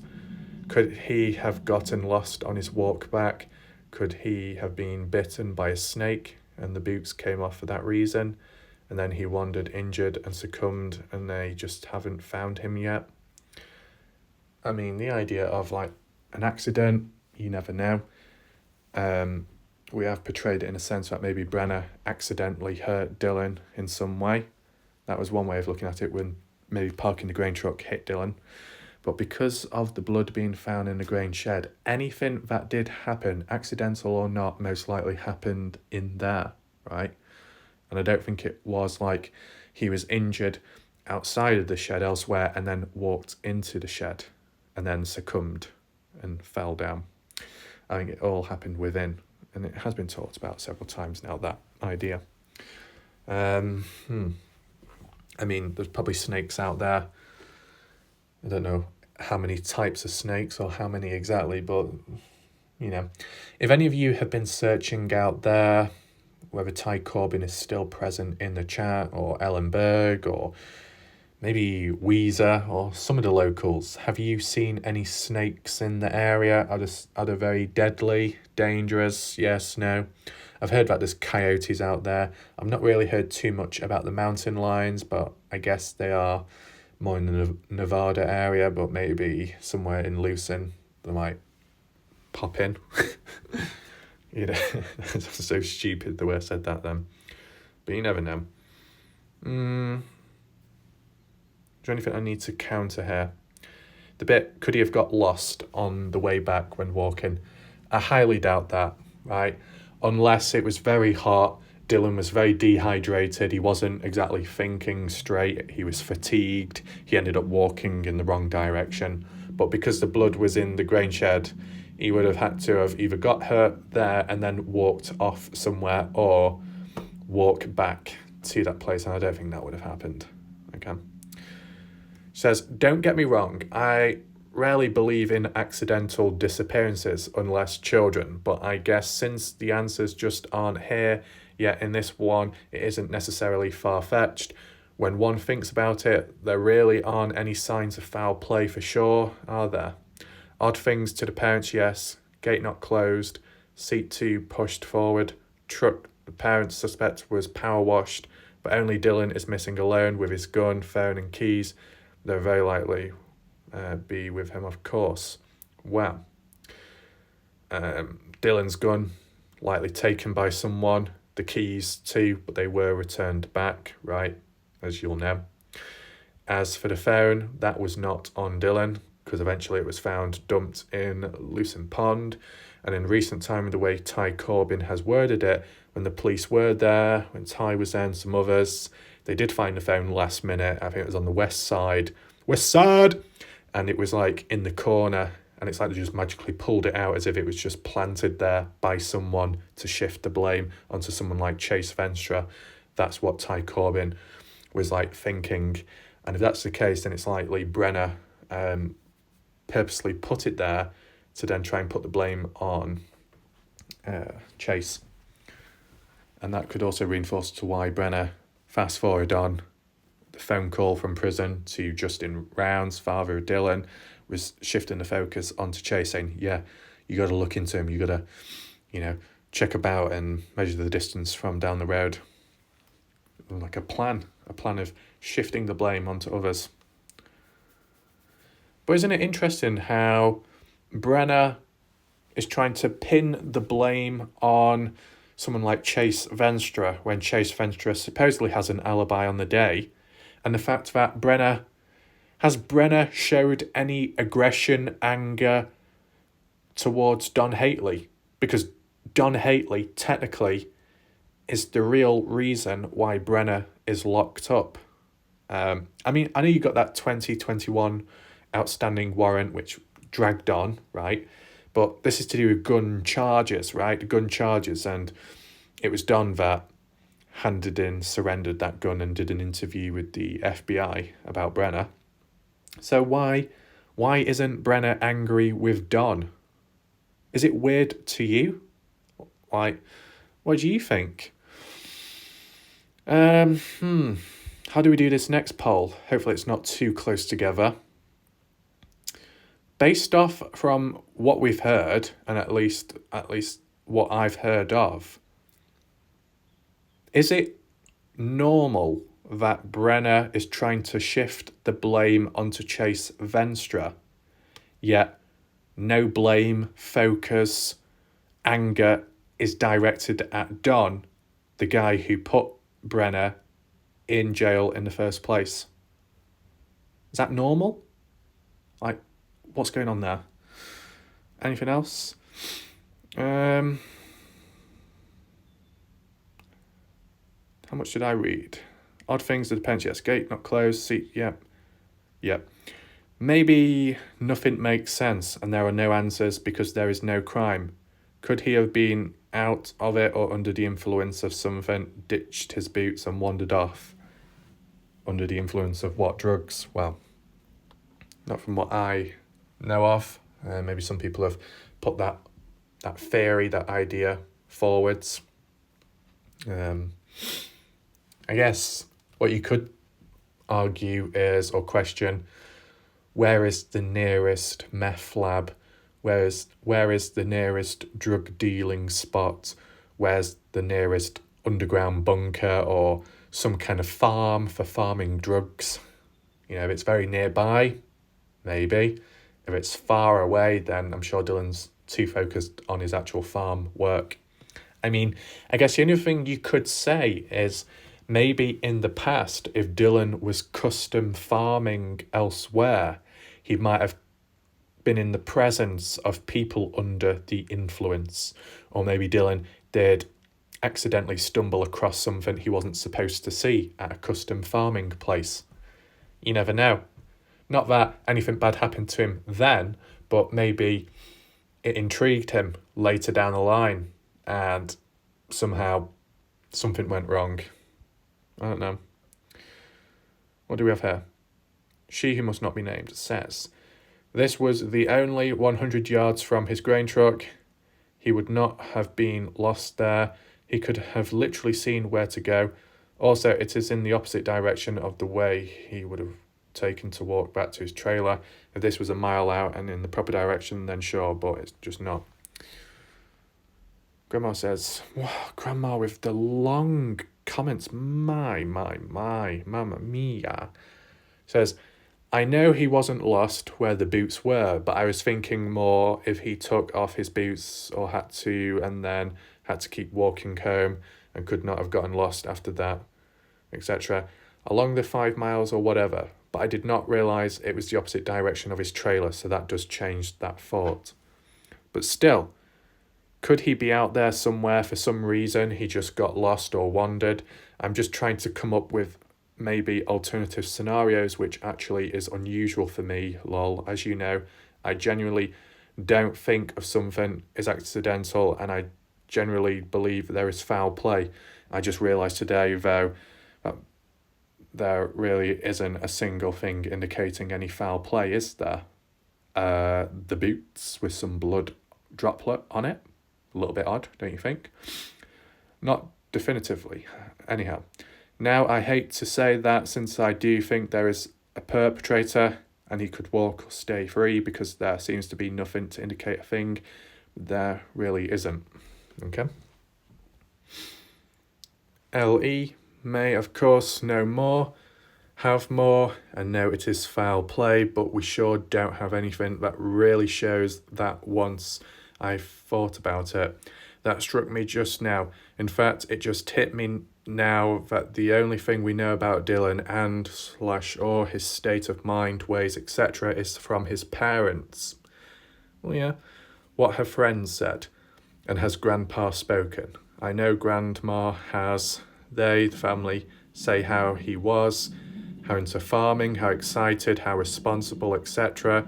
And I believe them, don't get me wrong, and feel for them deeply. I have it all along, but it is just dawning on me that they say that do we have independent corroboration of his ways, habits, routines, mood? Was anything wrong recently? Was there a relationship he was in of any kind, etc.? We do it in minor child cases, so who last saw the child independently, for instance? We don't just take the parent's word. And again, I certainly don't mean anything by that at the parents. I simply am starting to wonder if something else just possibly could have happened here. Could he simply have gone off, gotten lost, etc.? Was he happy and nothing was wrong? Otherwise, is it possible he was hanging with a crowd or doing things maybe the parents aren't aware of? Or children, or most children, do hide some things from their folks. Okay. There was a lot of talking there, right? You talk too much. But yeah. How would I word it, at least? I mean, you could say the pattern from maybe quite a few of my videos or responses was worded as from what Candice Cooley says. Candice Cooley said this, whereas Candice Cooley said that. There's a lot of that reference, but there's a reason for reference points so you know who's actually saying it. There have been independent people that have come out and said this and that, supposedly, but they've been questioned as fakes or fake call-ins, fake people, so you can't really listen to that either. So really, you could get to that extreme and say, well, we're not really left with anything, so we can't believe in anything. You know what I'm saying? It can get a little bit messy, right? Like that example of Jim Terry contacting that Paramount producer or something, and the producer executive confirming that Dylan's in a gay relationship with Kurt Wadsworth, but then everybody else in the community, or quite a lot of people, saying, nope, load of rubbish, BS, fake call, fake person, how would he know? Yeah, blah, blah, blah. And it's just completely burned out and, denied, rejected. And the same's happened as well with others. Really, the people you could actually listen to could be someone like Weezer, right? Weezer hasn't said too much deep stuff about Dylan because genuinely she said she didn't really know him properly. He would appear in and out. He'd chit chat, but wasn't deep into conversation and really focused more hanging around maybe like Kurt Wadsworth because of sharing the same thoughts, dislikes, mentality, something like that, interest, right? And it just seems more genuine. Weezer isn't trying to say that Dylan is this or that, in a negative way or in a witch hunt style. She's just telling her recollection of stories and encounters, sightings of Dylan in the past. It might not solve the case, but in a way, the way this case has gone, it's actually a positive. And you might be like, what the hell are you on about, Raf? Well, I can explain it. If you can get different people coming in, whether it be a friend, whether it be a local, someone that met Dylan at some point in the past, they tell the story. It could be deep, it could be rich with data, who knows? But it doesn't solve the case, but it doesn't cause any confusion. It's just simply saying what happened. So you could say something like, oh yeah, I remember in 2020, I saw Dylan eating a sandwich by himself. He didn't really make eye contact with anyone or talk with people. You hear that and you think, okay, that doesn't help explain where Dylan is at right now. And it's like, well, true, yeah. But it's just simply telling a story from the past, right? Learning a little bit more about Dylan in some way or another as a whole collective piece of all those little stories shared by different people. Genuine little stories. You could maybe piece it all together as a timeline eventually. Whereas the contrast is when people have come in with stories like on other channels directed at trying to find Dylan or find the person responsible, it tends to be supposedly more relevant and up to date. And you'd say, well, isn't it better hearing that than someone looking back nostalgic and thinking, oh, I remember when Dylan did this, I remember when Dylan did that. It's more hard hitting, right? It's more successful, right? Wrong. It's not. All it's done, these supposed people coming on in, saying this happened, that happened, Dylan was here, Dylan was there, that person was here and there, post or before Dylan's disappearance, it's just led to rumours, BS, confusion, switching and changing, not set in stone, a mess, right? It's been dislodged, right? It's like taking Stoney away from a waterfall and then all the water comes gushing down, Linda gushing, can't control herself. Not good, okay? Whereas someone like Weezer and maybe some other people, maybe like Ellen, just leave a little comment here and there about Dylan, past stuff, and it's like, oh, okay, interesting. It might not solve the case, but it doesn't cause any additional confusion. That's what I mean by at this state, at this rate in the case, this moment in time, hearing a story from the past is less damaging than hearing a rumour directed as a means or an attempt to try and solve the case, which doesn't. It was kind of dragged out explaining that, but I think I managed, okay? Well, it's just trying to think outside of the box. Am I just realising all put me and most of us in a certain direction for, and of course, very questionable things like truck. All right, I'm going to stop reading that. Blah, blah, blah. Guess who? Stuck on the fence here too. Not sure what happened at all. Oh, for fuck's sake, not again. Right, I will read through this quicker because it's boring me, these really long comments. So had he driven the grain truck into town and got in the grain seed, I guess? I mean, or am I wondering he'd be running around in that truck otherwise rather than the personal vehicle truck? Heck, we all know the price of gas right now too adds up fast. Supposedly in Montello it's quite expensive from the reviews on Google Maps. Okay. If the grain truck is the one I think I noted in a video on this case, it is a huge as compared to a personal vehicle, so I guess it fills up more, costs more to run. And then he is a conscientious farmer per people, and I don't dispute that, and I'm not questioning family, but he told grandma he had to get the grain and protect it under the cover. And that point, he told her that there was a rush by him, I would guess, in a way, as he had to go and would call her back.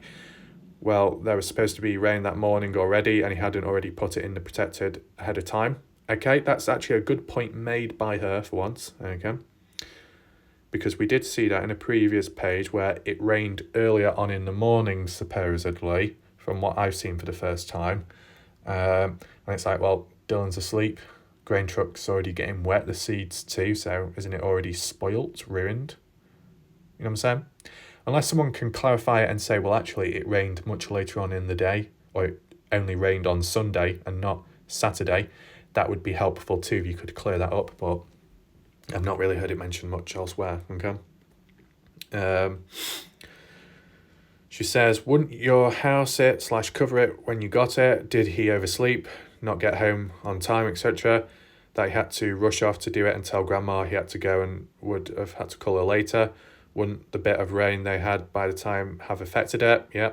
What I mean is, did he had to go to town with the grain truck to get the grain, and then when he got back, he took it to his personal trailer instead of just putting it inside then?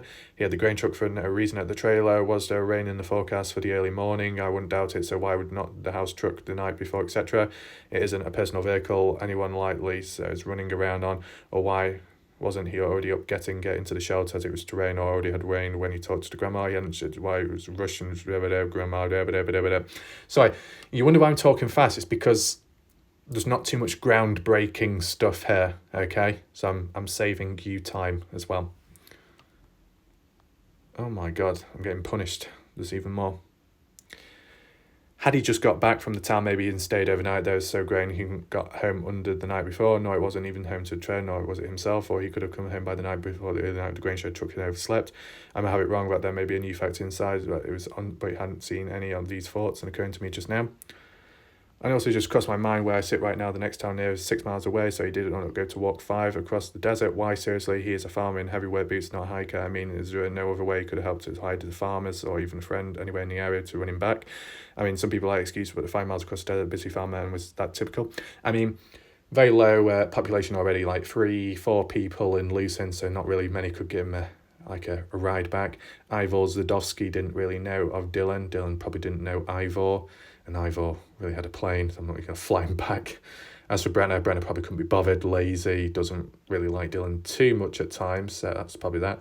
Don Hately, well, they kind of parted ways, I guess. They weren't talking since, so there's that, even though they live in like the same area, just like meeting up or talking to one another, right?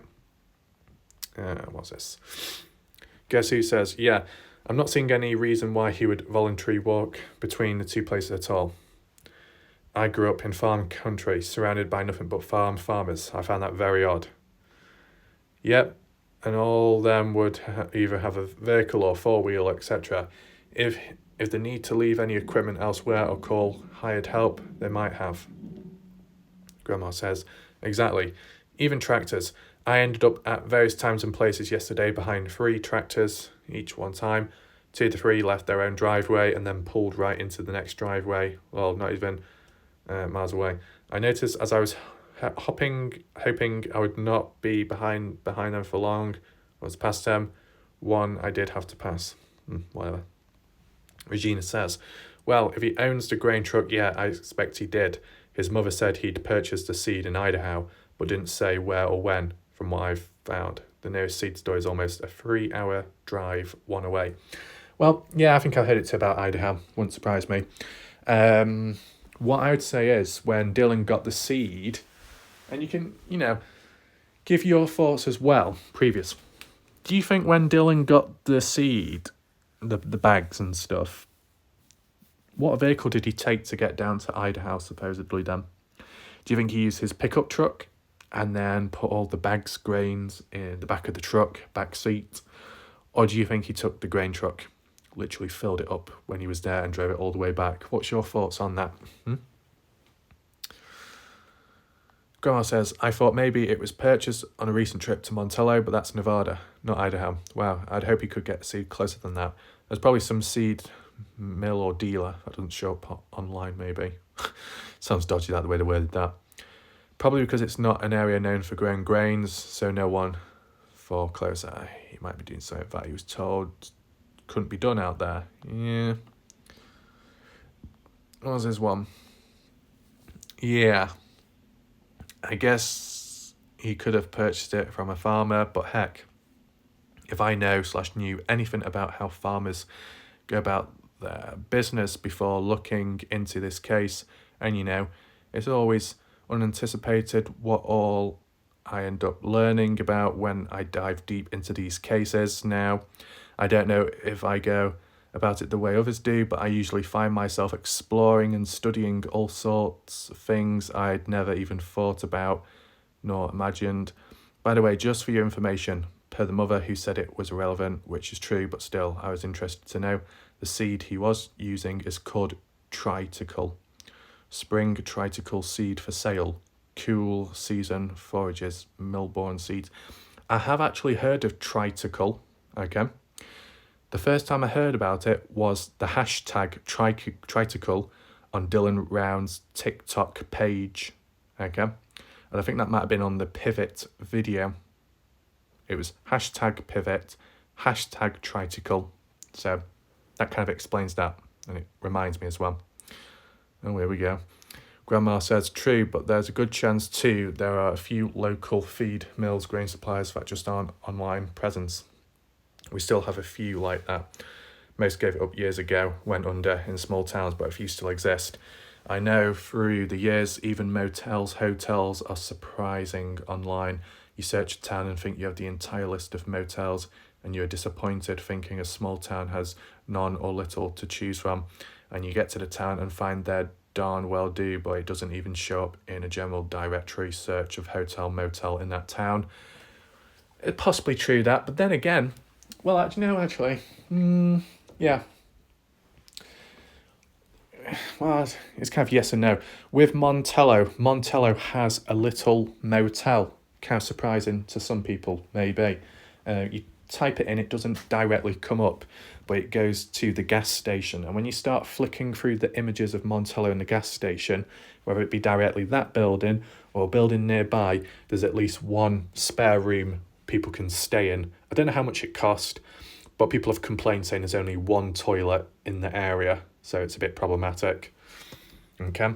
Now, as for other stuff, what would be a good example? I mean, when I've been looking at places, whether it be the motels, maybe the bars, cafes, restaurants, whatever, there's been times where nothing shows up, no results, nothing in the area. And then if you do a street view, you start looking around, you think, oh, well, that's named that's named this, but it doesn't seem to exist on the actual map area.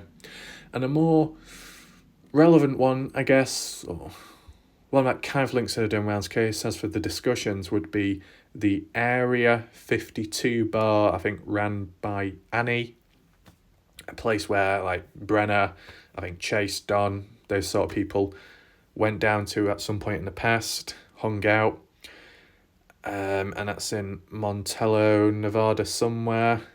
Quinton will know. I think it was probably mentioned briefly on the timeline as well, the spreadsheet as well. But basically, when I was supposed to have a look at it, and then discuss it, how it applies within the case, that it needs investigating, people need interviewing who work down there. When I tried to search and get on the maps, it just wouldn't come up. It just didn't exist. Tried all different types of names and it just wouldn't show. But supposedly it is there. Maybe because it's not official, maybe because it's not been registered online or something. You know, I'm sure Chat Lady probably can explain why it's not showing up. But, you know, it can happen. Oh, what's this? Regina says, I recently came across the following news story where people are working together to build what they refer to as an agricultural co-op in the same West Utah desert. Getting off the grid, cooperative community takes a root in Utah. Never heard of that. Interesting. Have any of you seen this before? This video? Have any of you heard about the cooperative community? I mean, you got some like crates there, probably filled with water. You got a white RV in the background. You got some tents, fencing. The county is south of Dillon's farm. Okay. There you go. Juab County, Utah. Interesting. Juab, Utah. Guess who says, that I agree with. Where my parents lived, there are so few things that are online, mostly because it's so rural that many do not have internet or are too old school to think of getting an online presence. Okay. Regina says, does anyone suspect that the dirt pile and boots were dumped there at the same time? Interesting question, interesting point. From my knowledge, the dirt mound has been there for some time. It was originally a burning pit in the past, but they had to fill it in, cover it up for reasons, getting in trouble or something. And it remained like that for a while. It has been talked about, it's been searched, the mound, but we went through that phase, right? You remember the phase where supposedly it was searched, but it wasn't, but it was, but it wasn't. And then Lance later on said it has. I mean, Ty Corbin, if you're here, has the dirt mound been searched successfully near the Grangeshed property, the pole barn, to you? Has it or not? Be interesting to know.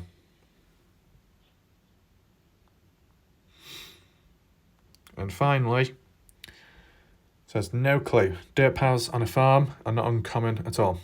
Yep, okay.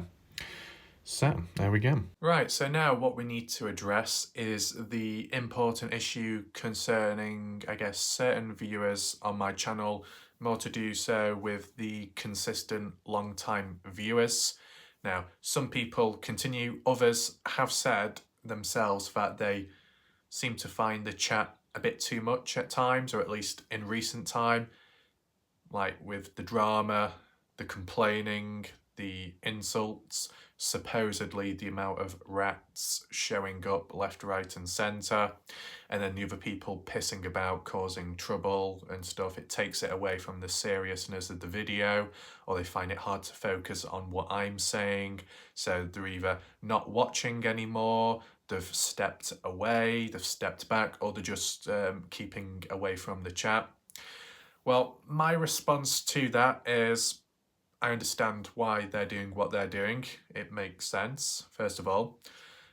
Secondly, or insignificant importance, it's a shame that's what it's come down to, but once again, it makes sense. My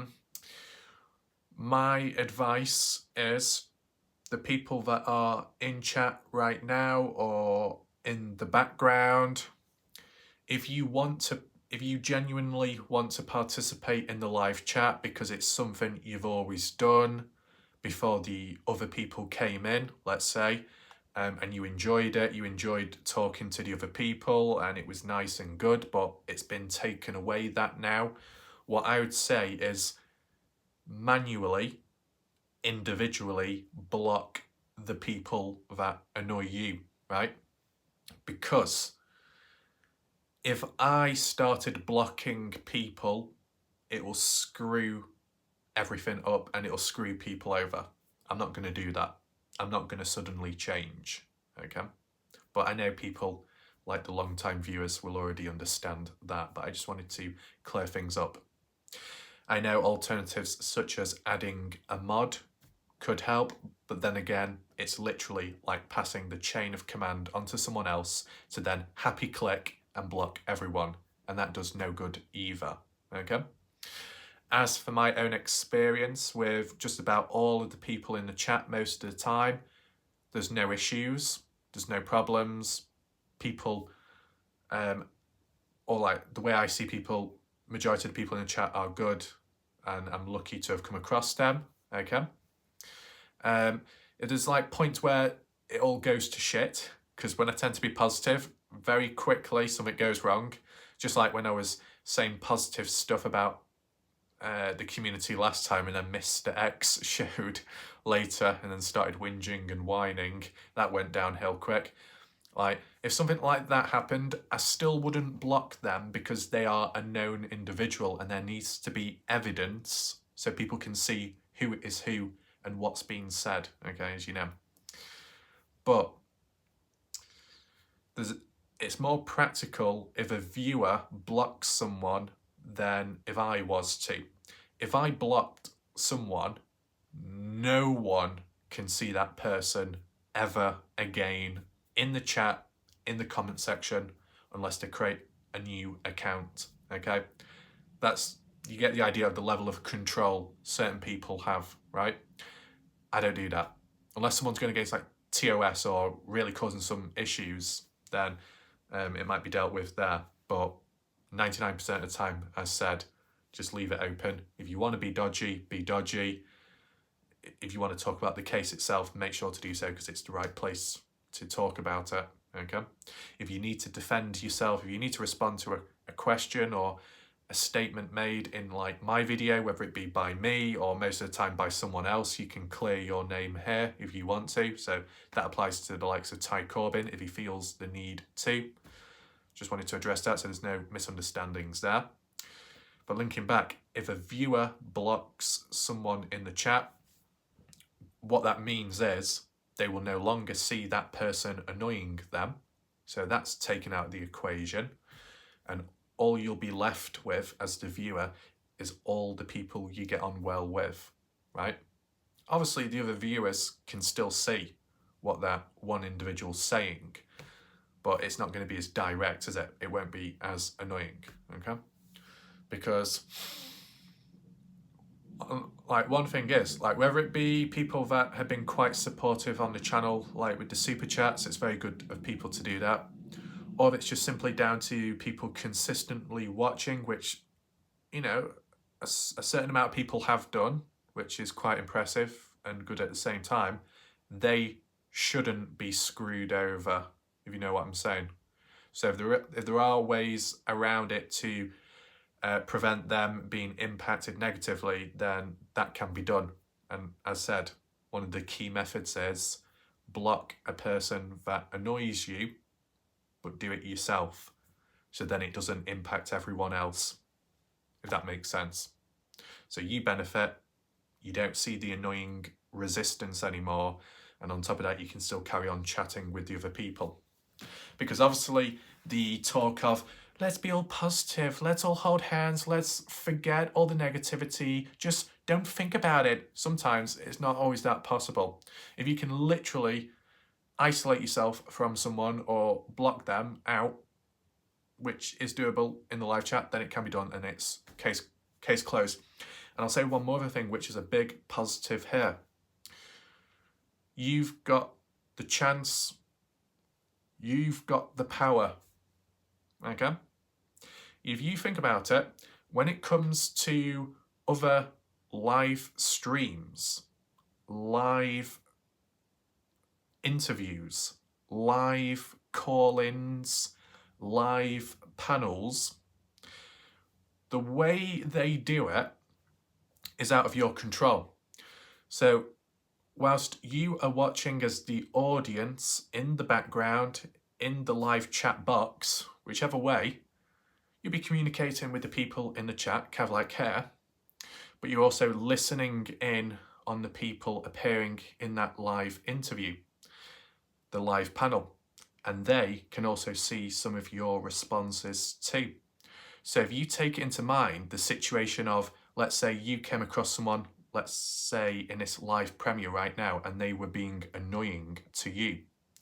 Whereas here, you can block them yourself, and then you're no longer annoyed. if that was like replicated on a live panel call-in and that annoying person was in the live panel, they're verbally speaking and not text-based. Can you block them? No. You would have to ask permission for the host, the channel owner, to boot, to kick, to mute that other annoying person in that call-in. And maybe 9 times out of 10, that host isn't going to do that. So you've not got the power. You got to listen to the resistance. You can't escape it. You can mute the video, but if you mute the video, then you mute the other people talking and you miss out on all the information. You're fucked. You're screwed. There's no running. You can't escape. You don't have power. And yet here, because it's in a live video premiere, there's no yapping going on verbally, but there might be text base in the chat. But you can eliminate that yourself. Cleanse, filter out if you wish to, right? I know most people have got a good sense of humour here, which is good. I know quite a few people can take this and take that or whatever, but at times maybe it might get too much for some people. But without me having to be some kind of SJW do-gooder, which I'm not, you do what needs to be done and it doesn't impact anyone else. It just makes it better for your own self and experience. Because as I said, when I do these videos, I'm doing it in a balanced way. I'm not saying this in a brainwashing way. I can't say it myself because then it would seem like I'm digging myself into a hole. But like when people talk about gaslighting on other channels, maybe panels, maybe it doesn't occur here. And the reason why I say maybe, because if I said it doesn't whatsoever, then technically I'm kind of like, you know, being a hypocrite. So it's up for the people to who watch to infer whether good or bad, right? But I guess with covering different points of views, you can hit from all angles. And I know when the videos get quite deep, you need focus, you need to be able to zone in, and sometimes you might not be able to. But I said there are ways around it in which you can still participate in the chat and still have fun. So I think that sorts it out. Hopefully people were able to listen to that and understand what I meant by it. If you're still confused, feel free to leave a comment down below. And yeah, but no, we're not done yet. No, do not run away. And that goes for you, Maria. Stay right there. Okay. What we need to do now is check out maybe 1 or 2 places on Google Earth before we go. Why not? Utah. It's all about Utah. Oh, I've gone a bit off center. There we go. Back here once again. I wonder what we're going to be looking at today. Yeah. Well, if there's any squabbling in the chat, I'm sure we can ease that too. I don't know how she would quite conduct it, but in the voice of the shack lady whilst chewing on some food, it'll be like, let me talk, second plant, Maria should just shut the fuck up, man. My God. Let me talk. We're not all about fucking dealing sexuality. Everyone's got different preferences, you know. Some people come out the closet later. Some people come out of the rubber jam. I know what I'm talking about, man. We're doing it. See? It clears rooms. Silence is omitted, right? What do we type in? How about this? What will come up? The University of Utah. Whoa. Whoa, we're going deep there, man. Hold on. Okay, so here we go. Mr. X. Oh, I see. Mr. X Pizza. My God. Yeah, we're doing a full circle. You thought Chase Venstra was going to Little Caesars Pizza. Wouldn't be surprised if we made a little trip down to Mr. X Pizza. Yeah, come on. But I've got to say one thing very quickly. Whilst we've got this pizza chain place, how does Mr. X consume a pizza? Where's the mouth hole? I've not seen it. But anyway, what do we have in here? What does that say? I don't know. Okay, so it looks very quiet. The chairs look rickety. The tables too. My God. There's a fucking lawn chair outside as well. Across a graveyard. Oh, no. This explains it. This explains why Mr. X was able to do multiple things at once. So when Mr. X was filming that high-quality Hollywood cinematic-esque trailer and intro for Jim Terry TV channel, Jim Terry TV2. Yeah, we're hiring Philippine actress to narrate our talk. Yeah, long time no see. But no, aside from that, there's a graveyard over there. That's probably where they did the recording, where they were burning the graves down with the stick of dynamite. Oh yes, multitasking all at once. It explains everything now. Yeah, unless it's for reasons you go to Mr. X pizza place and you leave in a coffin because you're choking on the pizza because it's that fucking bad. God, I bet the pizza's so raw, it turns the people in the graves the opposite way round, bent over backwards. What the hell's this? Oh, yeah. I'm liking this pattern. I'm liking this pattern already, man. It's all about confusing the mind. Bloody Stony wanting some kind of infantry check on how you do psychological warfare. Oh my God, how do you master the art of confusing people and dealing with resistance and raising above the hate, raising above all the high stones and loose stones falling above your head? Rock climbing helmet, man. No, instead we go to a pizza place and instead they're serving salad. Useless. What is that? Oh my God, no pizza is in sight, and yet it's called a pizza place. Yeah, we got a big dip pick. Wow, what a big dip that is. Yeah. Oh, yeah. Okay. Oh, a bit jealous, Wes. Let's see. Once again, it's completely dead and empty. Not that popular. Oh no, that TV screen looks like the bloody flat screen TV Samsung from Dylan Round's trailer. Oh, God! My God, you cannot keep anything on site. It's all taken away. Come on, man. That's not right. The fucking Samsung. What we got there? Lovely. Oh, yes, the color of the red. It resembles a Lucy. Who's a Lucy? Fucking hell, Mamma Mia, Maria. You should understand who Lucifer is, Come on. We got a menu, it's sideways. Very useful, that. Oh my God! Look at that pizza! Look at the size of it, the surface area. My God! It's almost big enough to cover Wheatleby up like in a blanket. God! That's amazing. Come on. Let's not be too surprised, man. I mean, we're dealing with Mr. X, who measures in at over 9 inches. Never under that number. And the pizza demonstrates it as well. The circumference is good. The girth is reasonable. So I'm sure the kitty cats are feeling very hungry right now. Yeah? Come on, get your claws around the pizza. I mean, there's not many toppings on it. I think they've been taken away. Like, oh, God. But big pizza. True. Oh, there we go. We got another big pizza as well. Yeah. Oh, he's already taken some away. Man, he's hungry. Are those olives? Ew. Oh my God. Are the olives going to go in your ew list, Maria? Yeah, endless list of ews and do's. Oh, yeah.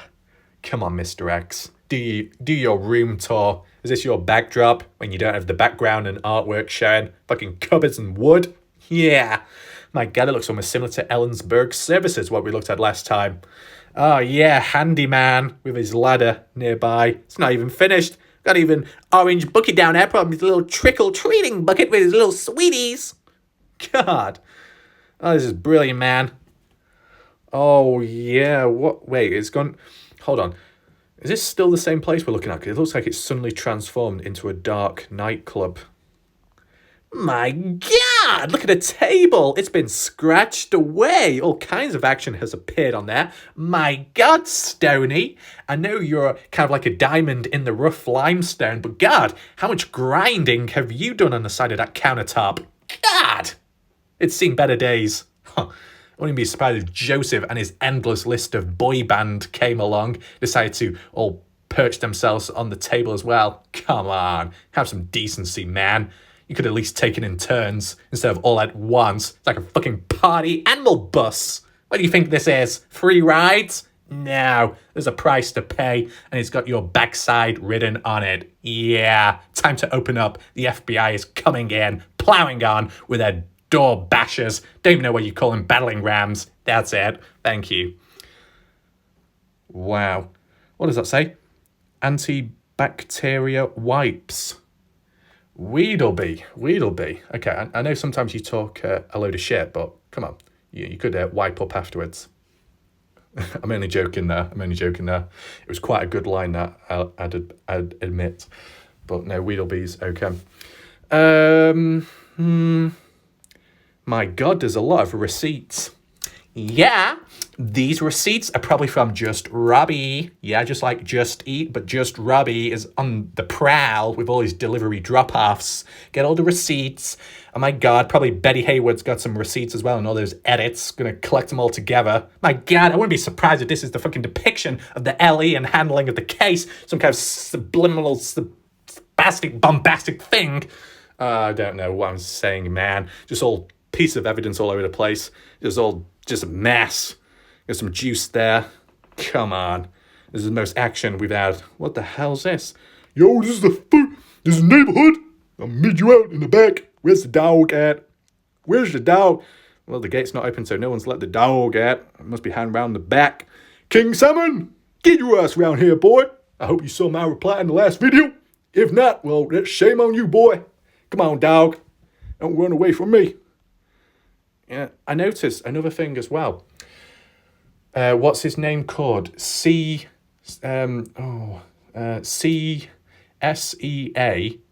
and then something else. The guy that recently subscribed. Shout out to him. Seagate. He might be called Seagate.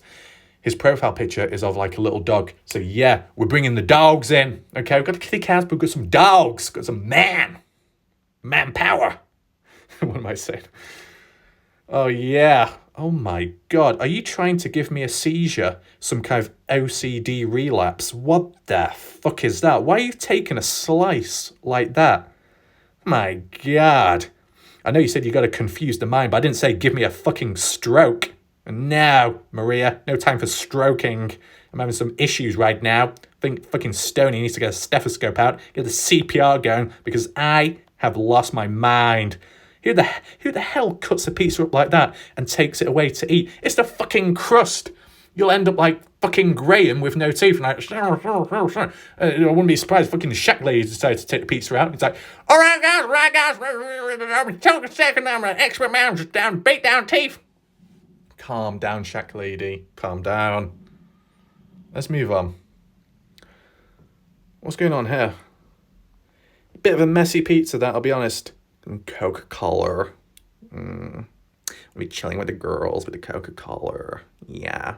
Coca-Cola. Holler. Girls. It's time for Starbucks. Give me a little bitch, please. Okay. Don't really like that pizza. It's a bit too gooey and a bit too much. What the hell's that back there?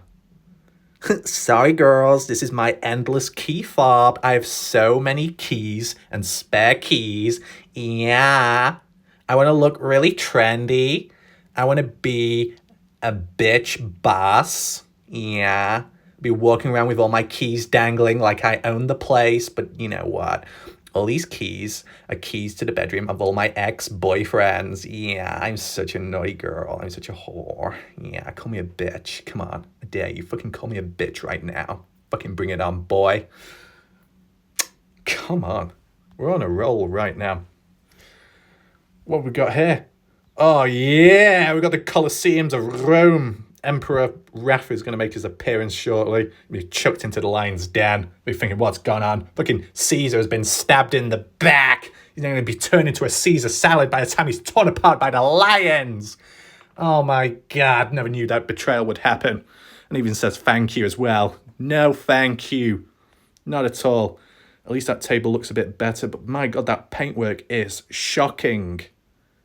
Oh, we got some juicy bottles as well. Perfect. Oh, no! What are we dealing with here? Oh, Joseph, you're a very lucky boy tonight. Not only do you have a long baguette, but you, Joseph, have a deep filled baguette. There's a lot more packing within. Yes. And not only do you get a dip pick, Joseph, but you get 2 dip picks. You're very lucky. And I hope to God, Joseph, that you are here right now. Because if not, you are seriously missing out and you are denying yourself of a key opportunity. You better be here or there'll be consequences. But yeah, that baguette, I've not really seen something like that before. Very interesting. I mean, could you fit that into your mouth? I'm sure some people could think of ways around it. But yeah, aside from that, served on a silver platter. Wow. Oh my God, what are you doing? Come on, man. Stop having trust issues. I know you can't trust everyone around here, but you don't need to stick your fucking black stone heater tester thing to see if the pizza's cooked. Can you not even tell by the visual look of it? Just fucking feel it, man. You don't even fucking insert it. It's gonna be destroying the pizza. Oh my God. God, this guy is on another level. Look at that. What does that say? 137 degrees Fahrenheit. My God. It's fucking hotter than but this freaking pizza's hotter than the Death Valley. My God. I know Mr. X is on another level, in another realm, maybe in the graveyard, but my God, if you consume that pizza on the spot, you're going to be turning into fireballs. Oh my God. It was 131 degrees Fahrenheit for me when I was in the greenhouse once. Why was I in there? I was experimenting my body, man. And got so wet. It was rough, but you know what? I managed it. And this is 137. Oh God. What are they? They must take things differently in America. What's that, man? Confused. Wait, why does this look like it's turning into a pole dancing class? They've moved all the chairs to the side and the tables. We just need the pole. Shack lady, come on. You said the pole's under the bed. Time to bring it out now. Well, let me talk about second round. That live streaming video. I've got the poll out afterwards. Don't worry, man. Let me talk. We'll focus on about the gay talk about Dylan, if he's gay or not. You know, we've all got different orientations, man. You know, I've seen many things in the past. You know, I knew friends in the past and then turned into swingers. But don't worry, Shag Lady. You fucking want swingers. You come here and you look at the live chat and you'll be very surprised, Shag Lady. There's a lot of stuff going on here and you don't even know it, man. You know, we've even got Nerf war battles with plastic foam dart shooters between Ty Corbin, Starcasm TV, Walleye Graph. My God, Nerf teams assemble now. What we got here? Oh yes, we got the. Why would you need hand cream? You're only handling pizzas, aren't you? But yeah, it looks like we've got the daily. Not daily, we've got the weekly Friday night pole session class in the pizza place. Okay, don't really care about that. Thank you. Oh yeah, we got a pizza menu and it's so blurry you can't even read it. Now, do you know, last time I got cut off, okay? I got cut off when I was providing a critical explanation. But now I've got the opportunity to say it once again. So, welcome if you're currently here. As you can see, when we're looking at the photo, it appears a bit blurry. This is the depiction of what Stoney sees when her glasses are taken off. It's very blurry. You seem to appear lost. What do? Pretty much cross your fingers, hope for the best, and order whatever. Isn't that right, Stoney? Even when you zoom in, it's just a complete disaster. What a shame. Poor Stoney. Never mind. What do we have? Oh my God. What is that dodgy exit? Yeah. Oh my God. We got the elephant and horse combo. Come on. Can I do a horse? Well, I might perform like one at times. No, I mean my stamina when I'm making my videos for 4 months straight. What are you thinking? Why is your mind so corrupt? You need to cleanse yourself and your mouth too with the mouthwash, okay? Don't worry. But yeah, I mean, I have done the horse sound before, but it's heavily, heavily underappreciated. And you know what? Times like this, I want to be appreciated. It's nice to be appreciated. Appreciated. Yeah? So I'll do it one time, long time for the fun. Okay? Okay? There you go. If you don't like it, well, you know what to do. And then we've got the elephant as well.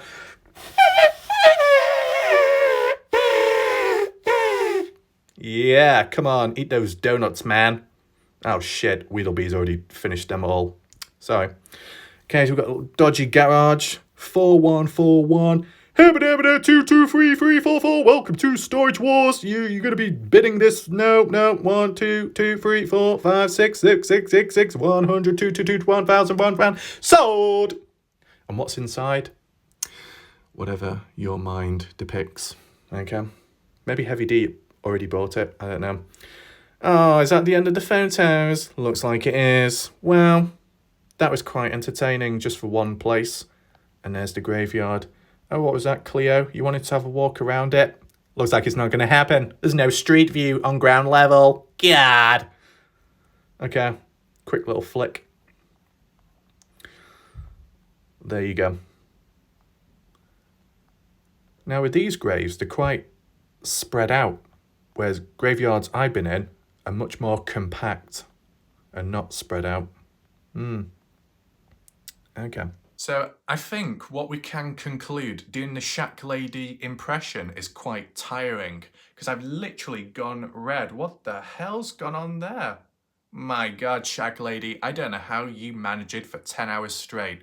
Credit to you, okay?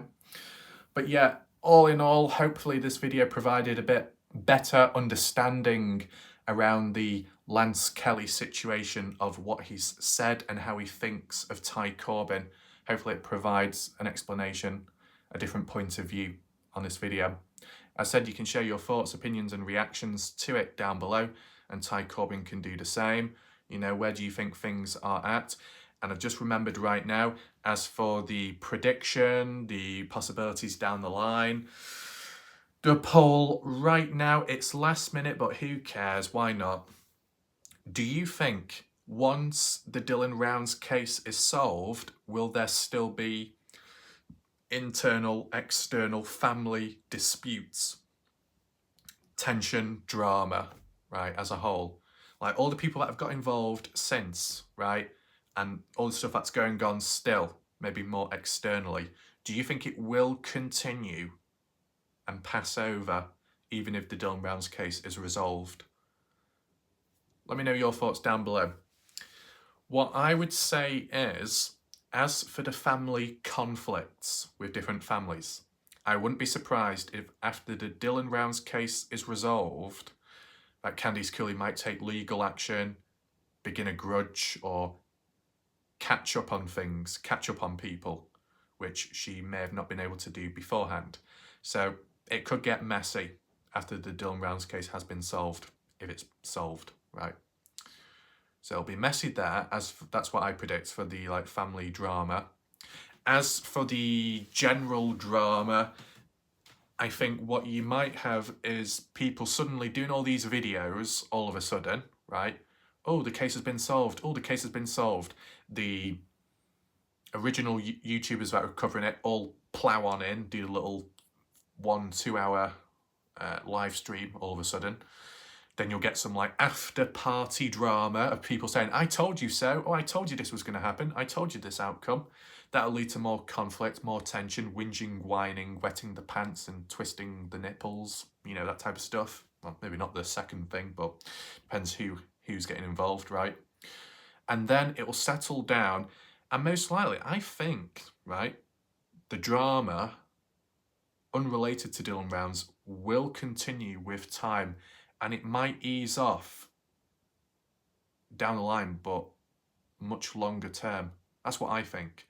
Because if you think about it, if I didn't cover all these Dylan Rounds videos for the last few months, right, the case would have died down, I guess.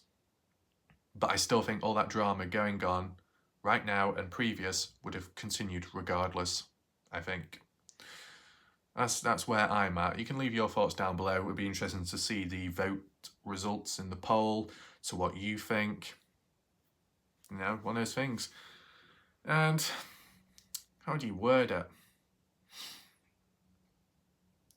There's drama in this case and cases like this, but it's not part of the YouTube section, literally depicted as the YouTube drama zone or the drama category, you know what I'm saying?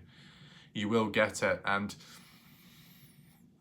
no, I won't say it because I'll get called out for it, but basically, when you look at the typical drama videos, the drama section of YouTube, it tends to be a certain type of behaviour as well. Flicking the head, clicking the wrist, you know, and like talking like this as they carry on. is the best way, brief way of explaining it to you.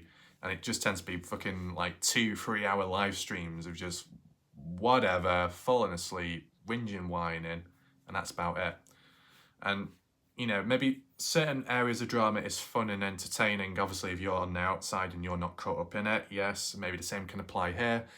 It's not a bad thing if you think that way. It's just how it is. But yeah, I think really it's inevitable.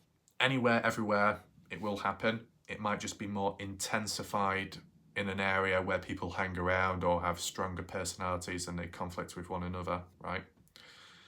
I do remember once in the past on the Shack Ladies live stream, brought in some British guy.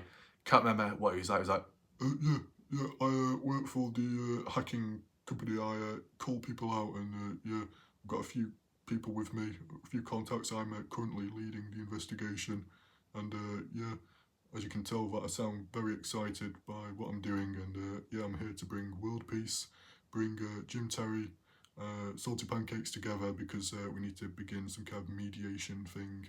So hopefully we can sort that out, resolve it. Looks like that went well. Fuck all went down in the end. But yeah, that's just one of those things. My face is getting redder by the day. Maria, you haven't summoned any demons to claw and scratch my face. Then again, when I think of Cleo, I've not seen Cleo in the chat. Maybe she's in the atmosphere somewhere. Stop clawing me. My face is already, you know, red. Anyway, I think that will do for now. If you do have any other like thoughts, opinions, or suggestions, whatever, feel free to list it down below and be able to get round to it. As for Kenny Veach videos, there can still be like more to be made, but with what's currently going on in the Dylan Rounds case, I think there's at least one more other video that's quite important that needs to be covered next, unless something else takes over in between. Okay? The alternating between Kenny Veach and Dylan Rounds feels like it's more doable now than in the past, maybe. Arguably, the odd deeper, more edited video, if there was one, might take more time, or needs to be separated more from the Dylan Rounds case so you can really focus. But like with the map analysis, they can be deep, you can tell a story, they're not too difficult to set up, and they are time efficient, so that's all positive that. So yeah, I think we'll leave it there. Bit of a long video, that's my fault, I can't help it. Oh my god, I'm such a naughty boy. You know, you'll have to beat the naughtiness out of me, won't you? Or choke me, whatever. So I'll see you next time. Thanks for watching, good night and goodbye for now.